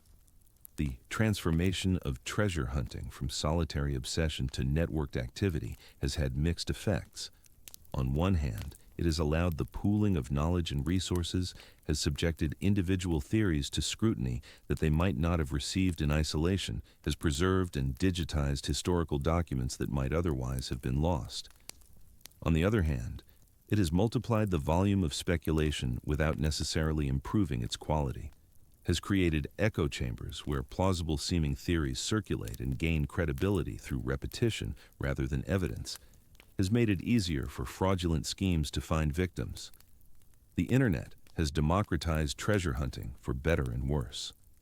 The cryptogram itself has been reproduced countless times, studied and restudied, its symbols arranged and rearranged in search of patterns that might unlock its meaning. High-resolution digital images allow analysis that earlier generations could not have performed, revealing details invisible to the naked eye, permitting computational approaches that would have been impossible before electronic processing. Yet, the document has not yielded its secrets to these techniques any more than to earlier, simpler methods. It remains what it has been for 3 centuries, an enigma, a puzzle that may have a solution or may be essentially meaningless, a document that continues to exert fascination precisely because it resists understanding. The beaches of Mahé catch the same sunlight that fell on them when Levasseur's ships anchored in these waters. The granite boulders that characterize the Seychelles coastline, those massive rounded forms that look as if giants had scattered them across the landscape, have weathered only slightly in 300 years, their shapes essentially unchanged from the configurations that Levasseur would have observed. If the cryptogram references landmarks, if its symbols encode descriptions of physical features that would guide a treasure seeker to the right location, those features likely still exist, still recognizable to someone who knew what to look for.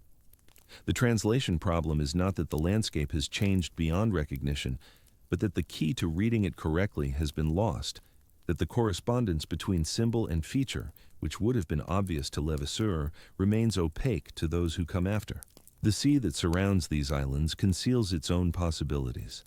Treasure need not have been buried on land. It might have been sunk in waters deep enough to resist casual discovery, yet accessible to someone who knew precisely where to dive. The Indian Ocean's warmth supports underwater visibility that would make recovery operations feasible in ways they might not be in colder, murkier waters.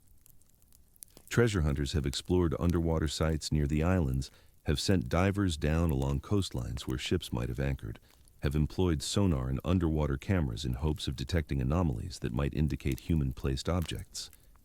These searches, too, have produced tantalizing suggestions without definitive results, have found artifacts that might be debris from pirate vessels or might be entirely unrelated, have mapped seafloors without locating the hoped-for concentration of precious materials. As evening descends on the islands that Levasseur knew, the western sky flames in colors that no palette could reproduce, the sun's final rays painting clouds in shades of orange and crimson and gold. These sunsets have been witnesses to everything that has occurred since the pirates' time, to the searches and failures, to the hopes raised and dashed, to the slow accumulation of legend upon legend, until the original events have become almost invisible beneath the weight of subsequent interpretation. The treasure, if it exists at all, lies somewhere beneath this same sky, concealed by earth or water or both, waiting as it has waited for centuries, its patience infinite, its secret intact. The morning after such a sunset, when fishermen push their pirogues into the warm shallows and begin the work that has sustained island life since before European arrival, the rhythms of daily existence feel utterly removed from the fantasies of sudden wealth that have drawn so many to these shores. The Seychellois who live alongside the treasure legend have have developed their own relationship with it, one more complicated than simple enthusiasm or dismissal. For many, the story of Buse and his hidden riches has become part of local heritage, a colorful chapter in a history that includes Portuguese navigators, French colonists, British administrators, and finally independence, a tale that belongs to the islands even though Levasseur himself was a visitor rather than a resident, even though his alleged treasure would have been the product of violence committed far from these peaceful waters. Local guides know the sites associated with the hunt, can point to the cave mouths that have attracted attention, can describe previous expeditions and their outcomes with the weary familiarity of those who have heard the same stories many times. Some view the treasure hunters with affectionate amusement, others with mild exasperation, still others with the pragmatic recognition that whatever brings tourists brings revenue. A few local families have conducted their own searches, have examined likely spots during generations of residents that foreign hunters cannot match, have applied intimate knowledge of the landscape to the problem without finding the solution. The treasure, if it exists, has proven equally indifferent to local insight and foreign determination. But to understand fully why the Levasseur legend has proven so durable, why it continues to generate expeditions and theories and books, while other pirate stories have faded into historical footnotes, requires considering not just the cryptogram or the treasure's alleged value, but the theatrical circumstances of its announcement. The scene at St. Paul, the gallows performance that transformed an execution into a mystery, possessed qualities that seem almost deliberately calculated to ensure perpetual fascination. Olivier Levasseur, in his final moments, managed to do what countless condemned men have attempted and almost none have achieved. He seized control of the narrative surrounding his death. Instead of dying as a defeated criminal, a cautionary example of piracy's inevitable end, he departed as a figure of mystery, a keeper of secrets who offered his audience a tantalizing possibility that might endure forever. The genius of the gesture lay in its perfect ambiguity. By throwing the necklace with its cryptogram into the crowd and issuing his challenge, Levasseur created a puzzle that admits multiple solutions, including the solution that there is no treasure, that the whole thing was an elaborate final joke. Those who believe the treasure exists can point to the document itself, to the circumstances of the Virgin of the Cape capture, to the gap between the value seized and the value subsequently recovered. Those who doubt can equally point to the same evidence interpreted differently, can argue that Levasseur spent or distributed his wealth before capture, can suggest that the cryptogram was a bluff, a dying man's revenge on those who had defeated him, an eternal wild goose chase bequeathed to a world that had taken everything else he possessed. This ambiguity is essential to the legend's persistence. A treasure definitively proven to exist would have been found long ago, its location eventually extracted from surviving documents or deduced from accumulated evidence. A treasure definitively proven not to exist would have been forgotten, its story relegated to brief mentions in specialist texts. The Levasseur treasure occupies the perfect middle ground, possible but not certain, plausible but not provable, always potentially real enough to justify one more expedition, one more analysis, one more theory. It exists in a state of quantum treasure, simultaneously present and absent, until someone opens the box and collapses the probability into one state or the other. The cryptogram itself, that 17-line document whose symbols have resisted 3 centuries of analysis, deserves consideration not merely as a puzzle to be solved, but as a historical artifact that reveals something about its era. If genuine, if created by Levasseur himself rather than by later forgers, it represents one of the last gasps of a tradition that stretches back through centuries of secret communication. Pirates had practical reasons for coded messages.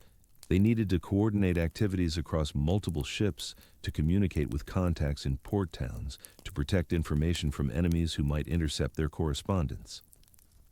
The golden age of piracy coincided with an era when cryptography was still more art than science, when the principles that would eventually make code-breaking systematic remained poorly understood, when a clever cipher could defeat the analysis of even determined adversaries. Levasseur, if he created the cryptogram, would have been working within this tradition, perhaps drawing on techniques he had learned during his privateering days when the distinction between legal maritime warfare and criminal piracy remained blurred.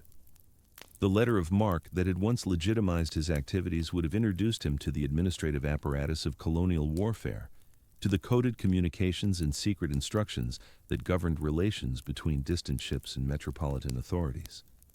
His transition from privateer to pirate was not merely a change in legal status, but a break from institutional frameworks that had structured his professional life, a liberation that would have required him to create his own systems for the functions that colonial bureaucracies had once provided.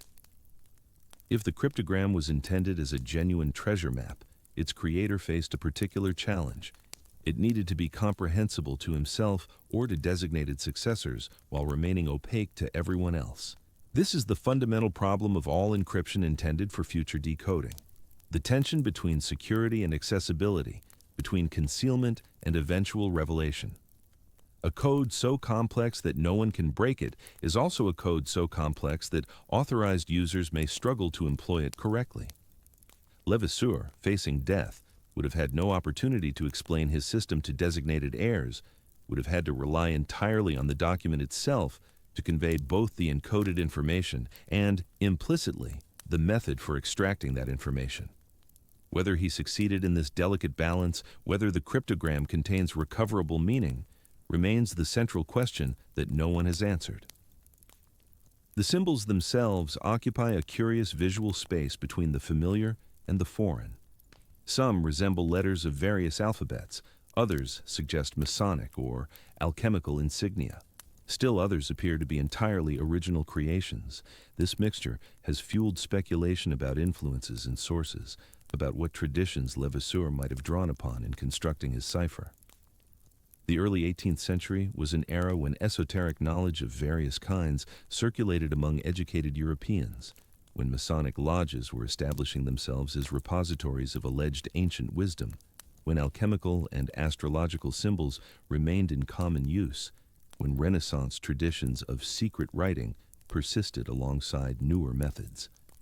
A man of Levasseur's background, educated enough to have served as a privateer officer, experienced enough to have risen to command pirate fleets, cosmopolitan enough to have operated across the Atlantic and Indian Ocean worlds, would have had opportunities to encounter diverse systems of symbolic communication. Yet, the cryptogram's symbols do not clearly match any single known system, do not reveal themselves as straightforward substitutions from an existing alphabet, do not yield to the standard techniques that cryptanalysts have applied to historical ciphers. This resistance to solution has led some researchers to conclude that the document is essentially meaningless, that its symbols were chosen or invented without systematic correspondence to any underlying message, that it was created specifically to frustrate rather than to reward analysis. Others interpret the same resistance as evidence that the cipher is more sophisticated than anything yet attempted against it, that it employs techniques not yet identified, that the solution awaits not more analysis of the current type, but analysis of a fundamentally different kind. The possibility that the cryptogram is a forgery, created decades or centuries after Levasseur's death, complicates all assessments of its meaning. No documented chain of custody links the surviving copies to the original document allegedly thrown into the crowd at St. Paul. The earliest provenance that can be established for any version of the cryptogram dates from substantially later than 1730, leaving ample time for fabrication by parties who recognize the commercial potential of a pirate's treasure map.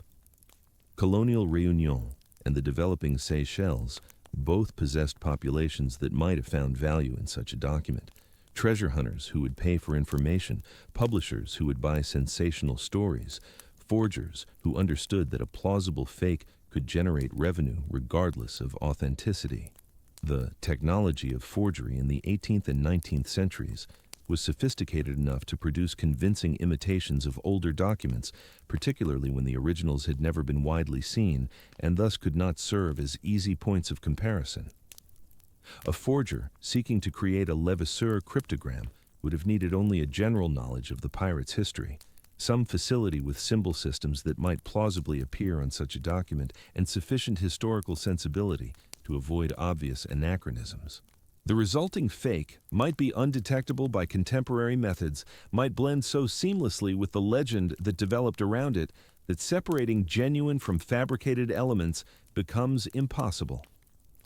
Against this skeptical interpretation stands the document's very existence, its persistence across time, the stubborn fact that something claiming to be Levasseur's cryptogram has been available for study for well over 2 centuries. Forgers typically work for immediate profit, for the quick sale that allows them to disappear before their fraud is detected.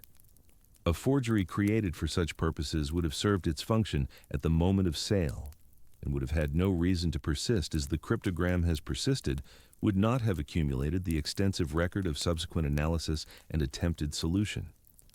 The document's survival argues, though not conclusively, for some connection to genuine historical events, for an origin more complex than simple commercial deception. The figure of Levasseur himself, as he has come to exist in historical memory, is inevitably shaped by the mystery that surrounds his treasure. Unlike Henry Every, whose legacy is primarily one of successful disappearance, of the pirate who got away, or William Kidd, whose legacy is tragic, the respectable man destroyed by forces he could not control, Levasseur's legacy is theatrical, performative, deliberately constructed for effect. The gallows speech, the throne necklace, the challenge to find his treasure, these are the acts of someone who understood himself as a character in a drama, who recognized that his death could be transformed into the opening of a new story rather than the conclusion of an old one. Whether this performance reflected genuine secrets or calculated misdirection, it secured Levasseur a kind of immortality that his career alone might not have achieved. The other major prizes of the pirate's career, the ships taken and goods plundered before the Nossa Senhora do Cabo, have largely faded from memory. The modest captures of his early piratical years, the indifferent successes and failures that characterized his decade at sea, register now as prologue to the main event, as preparations for the great capture that would define his place in history. Even the partnership with John Taylor, which was instrumental in making that capture possible, has been somewhat eclipsed by Levasseur's posthumous fame. Taylor, who shared equally in the Virgin of the Cape's treasures, who succeeded in negotiating an amnesty and dying peacefully in Panama, has become a supporting character in a story that properly belongs to both men equally.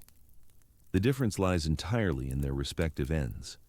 Taylor's quiet retirement offered no material for legend, while Levasseur's dramatic execution provided exactly the raw material from which enduring myths are constructed. The treasure itself, whatever its actual fate, represents something beyond its monetary value. The Virgin of the Cape was returning from Goa, one of the great nodes of Portuguese empire in Asia, carrying not merely wealth, but the concentrated essence of colonial extraction.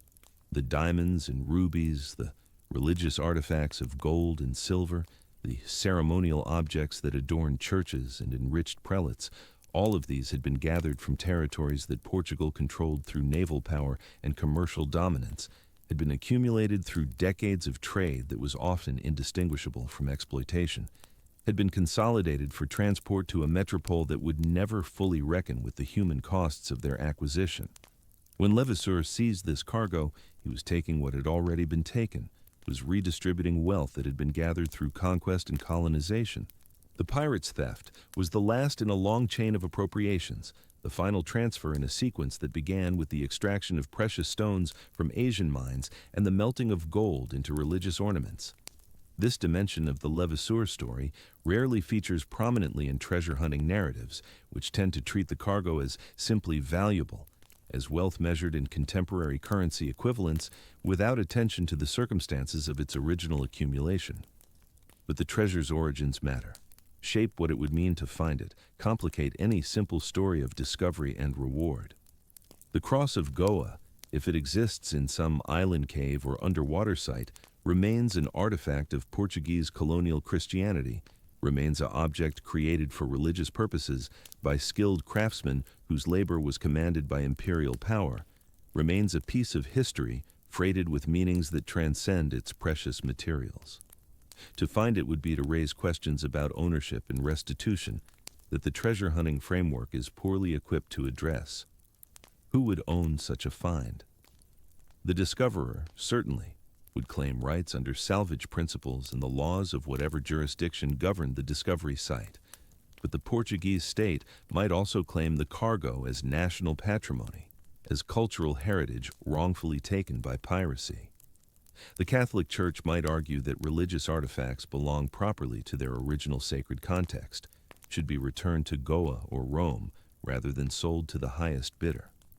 Indigenous populations whose labor produced the wealth might argue that they had been robbed before the pirates ever arrived, that the entire cargo was stolen goods to which none of the other claimants had legitimate title. These competing claims, largely hypothetical as long as the treasure remains undiscovered, would become intensely practical the moment anything was actually found. The Seychelles government, conscious of these complications, has periodically addressed the treasure question through legislation and policy. Various schemes for regulating treasure hunting have been implemented, requiring permits, mandating shared ownership of any discoveries, establishing procedures for assessing authenticity and determining disposition. These regulatory frameworks acknowledge both the economic opportunities that treasure hunting might represent and the dangers of uncontrolled excavation, of damage to archaeological sites and natural environments, of conflicts between competing hunters and with local populations. They represent attempts to domesticate the treasure legend, to bring it within structures of state authority, to ensure that if anything is ever found, the finding will benefit the islands rather than merely enriching foreign adventurers. But the treasure continues to elude these frameworks as it eludes everything else, remaining potential rather than actual, a possibility that regulations can anticipate but not quite address.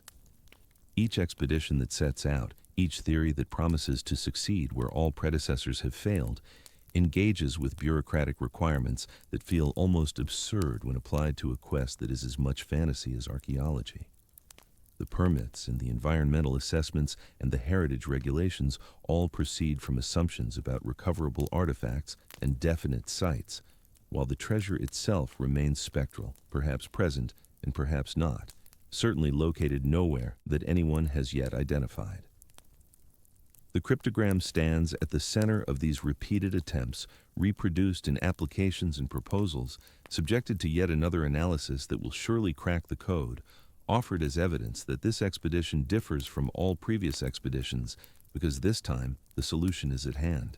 The document has become a kind of authorization, a token of legitimacy that distinguishes serious hunters from mere dreamers, even though serious hunters and mere dreamers have both failed with equal completeness. It persists as the most tangible connection to Levasseur himself, the artifact that bridges 3 centuries, the physical trace of that moment at the gallows when a dying pirate threw a challenge to the future. The sun that sets over the Seychelles tonight will rise tomorrow over a world that still does not know whether Olivier Levasseur hid treasure worth recovering or merely hid a puzzle worth pondering. The fishermen will again push their boats into water that may or may not conceal precious metals and gemstones. The granite boulders will continue their imperceptible weathering, their forms shifting on timescales so vast that human generations barely register. The cryptogram will circulate online and in books, its symbols no more legible than they were when the first eyes examined them by candlelight in some Réunion dwelling centuries ago.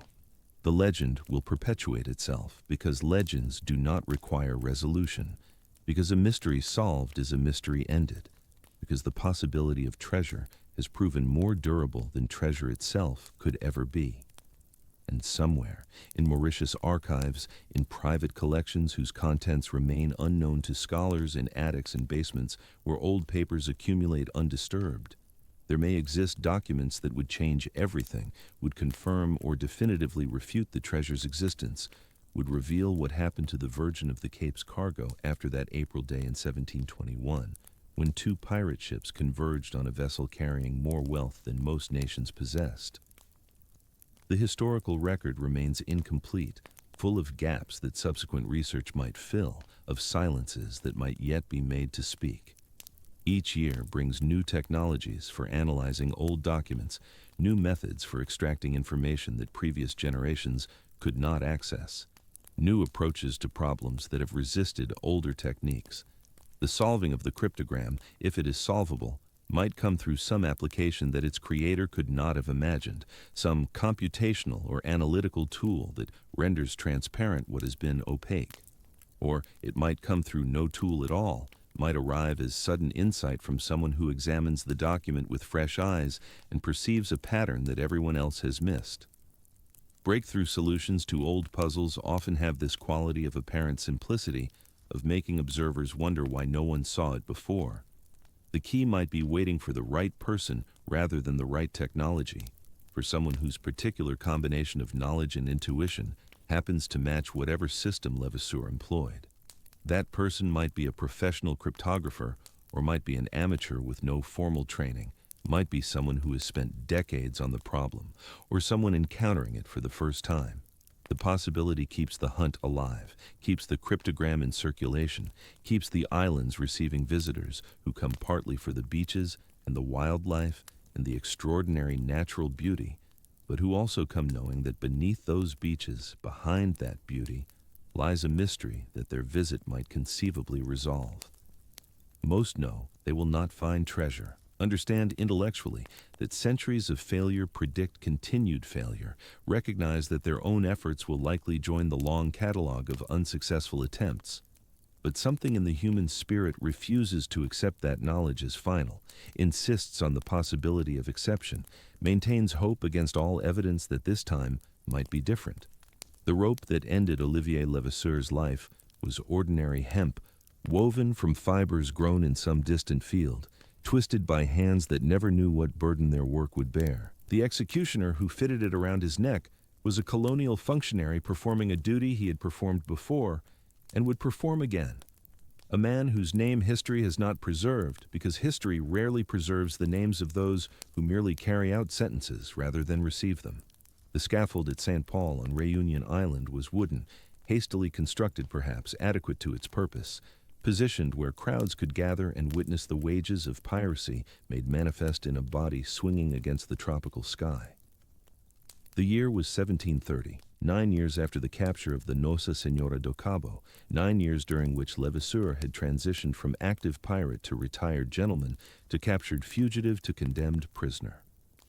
The crowd that gathered knew they were witnessing the death of a famous man, though famous in a particular way.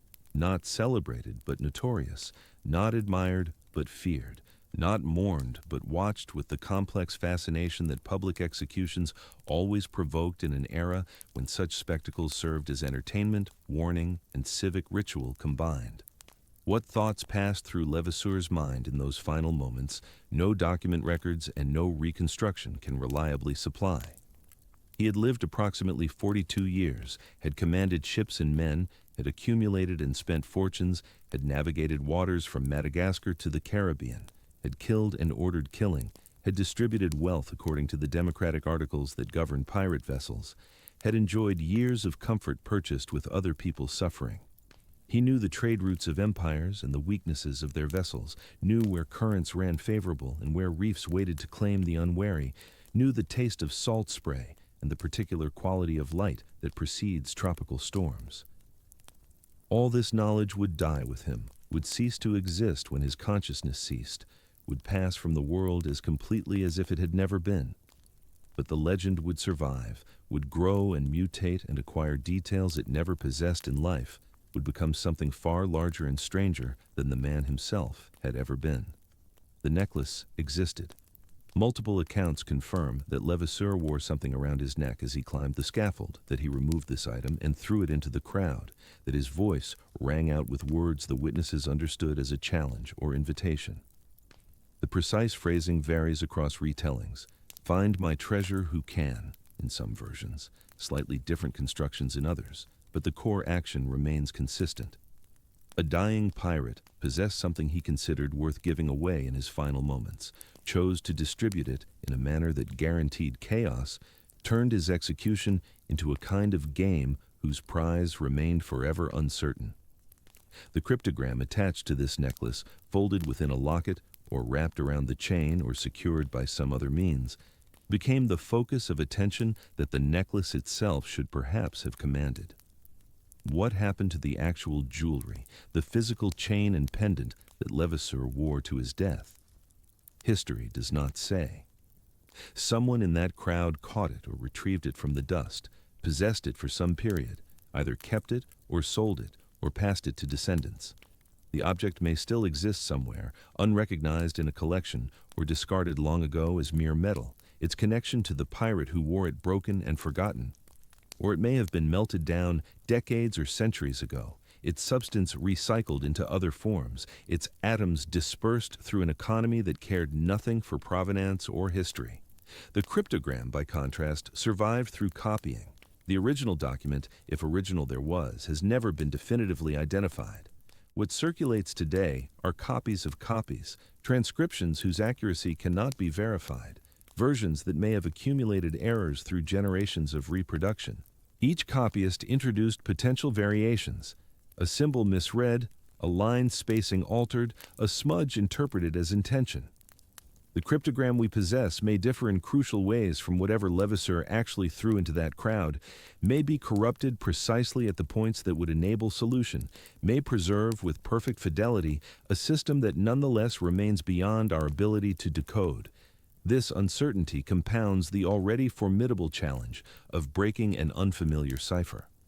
Cryptanalysts typically work with authenticated texts, with documents whose transmission history can be established, whose every character can be trusted. The Levasseur cryptogram offers no such assurances. Every attempted solution must contend with the possibility that the text itself is flawed, that no key could unlock it because the lock has been damaged beyond function.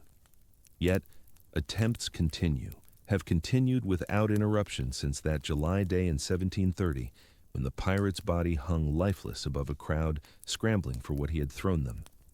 The first attempts were likely made within hours, by whoever possessed the document or managed to copy it before it passed to other hands.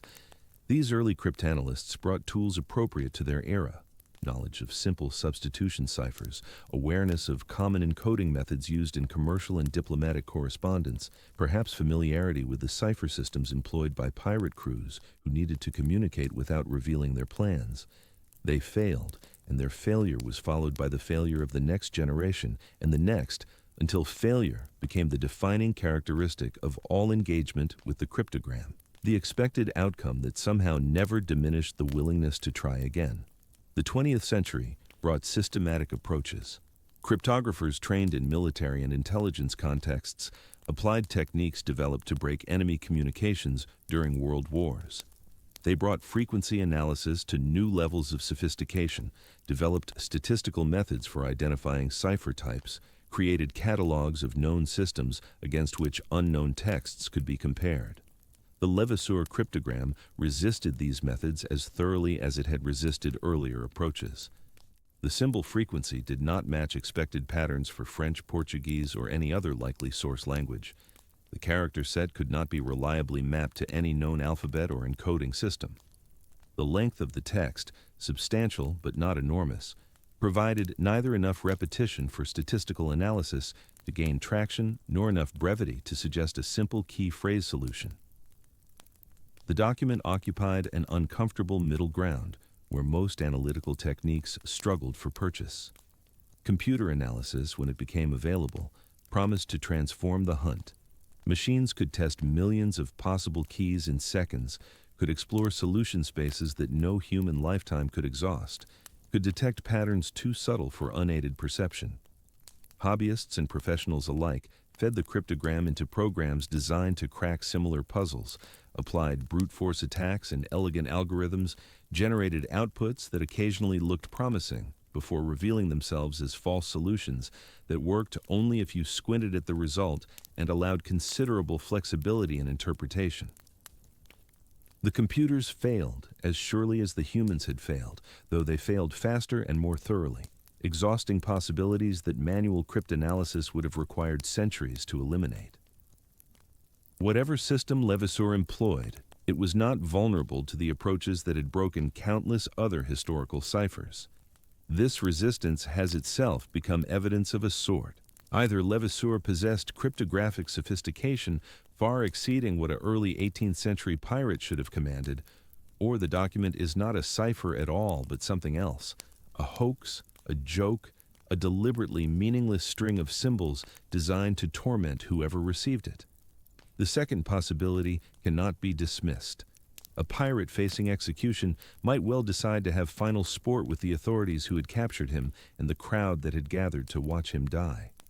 The greatest treasure of all might be no treasure, the ultimate pirate jest played on a world greedy enough to spend centuries chasing what never existed.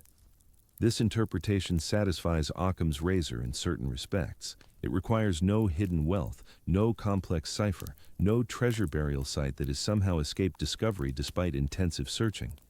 But it fails to account for certain details that complicate any simple dismissal. The Nossa Senhora do Cabo was real. The cargo was real. The capture was real. Contemporary Portuguese records document the loss of a vessel carrying wealth of extraordinary magnitude, wealth that the colonial authorities in Goa expected to receive and never did. The outrage in Lisbon was real, the investigations were real, the attempts to track and recover the treasure were real. Somewhere, the diamonds and gold and silver and ecclesiastical ornaments went. They did not simply cease to exist at the moment of capture. They were transferred from the Portuguese vessel to the pirate ships, were divided according to whatever principles Levasseur and Taylor agreed upon, were subsequently disposed of through mechanisms that the historical record does not clearly reveal. Some of this wealth undoubtedly circulated through the ordinary channels of pirate economics, spent in port towns, exchanged for supplies and pleasures, dissipated through the combination of generosity and recklessness that characterized pirate financial behavior. But the sheer scale of the haul exceeds what even the most profligate spending could quickly eliminate. The diamonds alone, numbered in thousands according to some accounts, each one a compact store of value that could be hidden, transported, and preserved indefinitely. The theory of buried treasure gains plausibility from this simple arithmetic. If the treasure was too large to spend or fence quickly, and if Levasseur wished to preserve it for future use, burial provided a logical solution. Pirates did bury treasure on occasion, despite the exaggeration of this practice in popular imagination. They buried it when circumstances prevented immediate disposal, when they faced capture and wished to deny their pursuers the prize when they intended to return for it after conditions changed. Levasseur's situation in the years following 1721 created conditions where burial made sense. He was a marked man, wanted by multiple colonial powers, unable to return openly to European ports where he might convert his gains into legitimate assets. The treasure that should have purchased comfortable retirement instead became a liability, too dangerous to carry and too valuable to abandon. Burial offered a middle path, security through concealment, value preserved until retrieval became feasible. Whether he ever retrieved it and how much remained when he was finally captured, the sources do not adequately explain. The years between the great prize and the gallows allowed many possibilities. He might have spent portions gradually, converted portions through trusted intermediaries, buried portions in multiple locations to reduce risk. The cryptogram, if genuine, might point to only one cache among several, might represent a fraction of the total haul, might encode information about a treasure already partly dispersed by the time of his execution. Or it might encode nothing at all, might be the final misdirection of a man who wanted the world to keep searching for what he knew they would never find. The ambiguity is irreducible given current evidence. We cannot know Levasseur's intentions because we cannot know his mind, can only infer from actions whose meaning remains contested. The islands have learned to live with this uncertainty, have incorporated it into their identity and economy in ways that the pirate could never have anticipated. The Seychelles brand themselves, partly through this connection to Golden Age piracy, offer tourists the frisson of mystery alongside the more conventional attractions of beaches and wildlife. Hotels display reproductions of the cryptogram, tour guides explain the legend with varying degrees of accuracy, souvenir shops sell treasure maps and pirate-themed merchandise. The economic contribution is not negligible. Mystery tourism represents a distinct market segment, attracting visitors who might otherwise choose different destinations. Levasseur, in death, generates employment and revenue for communities he never knew, supports livelihoods that depend on perpetuating rather than solving the puzzle he left behind. There exists a perverse incentive structure where finding the treasure would actually diminish the island's appeal, would resolve the mystery that partly sustains their mystique. The search matters more than the finding, the question more than the answer. This has philosophical dimensions that treasure hunters rarely contemplate. What would it mean to find the treasure of the Nossa Senhora do Cabo? The diamonds and gold would have monetary value, enormous monetary value if the estimates of the original cargo are even approximately correct. But value is not meaning, and the discovery would create as many questions as it answered. Who owns 300-year-old pirate treasure? The descendants of those from whom it was stolen, if such descendants can be identified. The government of whatever nation controls the territory where it was found. The person or team who actually uncovered it. These questions have legal dimensions that vary by jurisdiction and would certainly provoke litigation lasting years. The treasure might prove worth more in lawyers' fees than in net recovery to any single party. And what of the religious artifacts, the sacred vessels and episcopal ornaments that the viceroy was transporting? The Catholic Church has institutional memory and institutional patience. Items blessed for liturgical use carry significance beyond their material value. The Church might well claim that such objects belong to God and to the faithful, cannot be legitimately owned by private individuals, regardless of how they were obtained. Negotiations over disposition could prove endless, involving theological as well as legal considerations, requiring resolutions that no court is competent to provide. The treasure, if found, might spend decades in warehouses while authorities determined its fate, generating headlines but bringing satisfaction to no one. These practical complications do not deter the hunters, who imagine discovery rather than aftermath, who picture the moment of revelation rather than the years of consequences. The human imagination prefers the triumphant instant to the tedious sequel, the chest thrown open to the forms filed in triplicate, and perhaps this preference reflects wisdom of a kind. The search for treasure is itself a treasure, an organizing principle that gives shape to lives that might otherwise drift without direction. The hunters who spend decades on the cryptogram, who devote vacations and retirement savings to expeditions, who learn geology and history and cryptography in service of their quest, these people have been given purpose by the mystery, have been enriched by the search regardless of the outcome. Their lives have been shaped by Levasseur's challenge in ways that finding or not finding the treasure cannot alter. The pirate, dead 3 centuries, continues to influence how living people spend their time and attention, continues to provoke learning and travel and effort that would not otherwise occur. The sunset over Bel Ombre lights the granite formations in colors that shift through orange and rose and violet, that create for brief moments the appearance of fire locked within stone. The rocks here have witnessed more than human memory can encompass, were old before humans existed, will endure long after the last treasure hunter has abandoned the search. Whatever secrets they hold absolutely, revealing nothing to the picks and shovels and ground-penetrating radar that periodically disturb their slopes.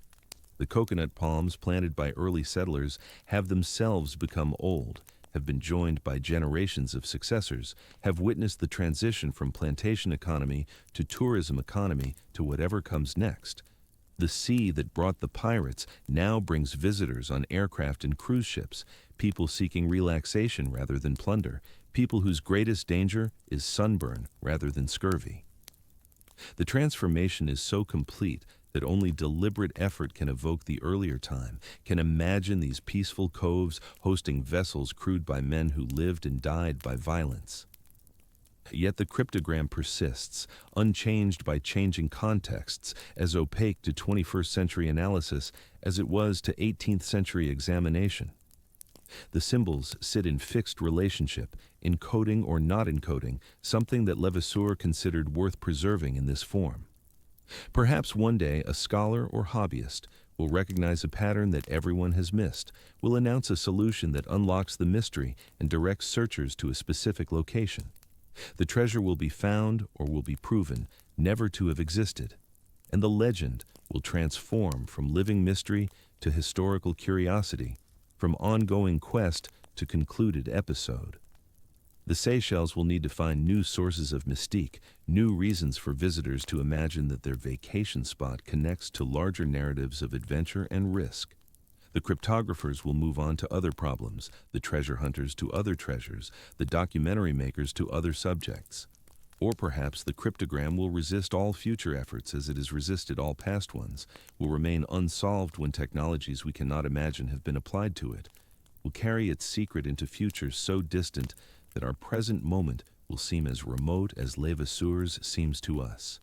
The mystery might outlast not only individuals, but civilizations, might persist as long as records of it survive, might become humanity's oldest unsolved puzzle simply by refusing to be solved while everything else yields. This possibility has its own strange grandeur, suggests that Levasseur achieved an immortality through concealment that fame alone could never have provided. The sun sinks below the horizon, and the brief tropical twilight begins.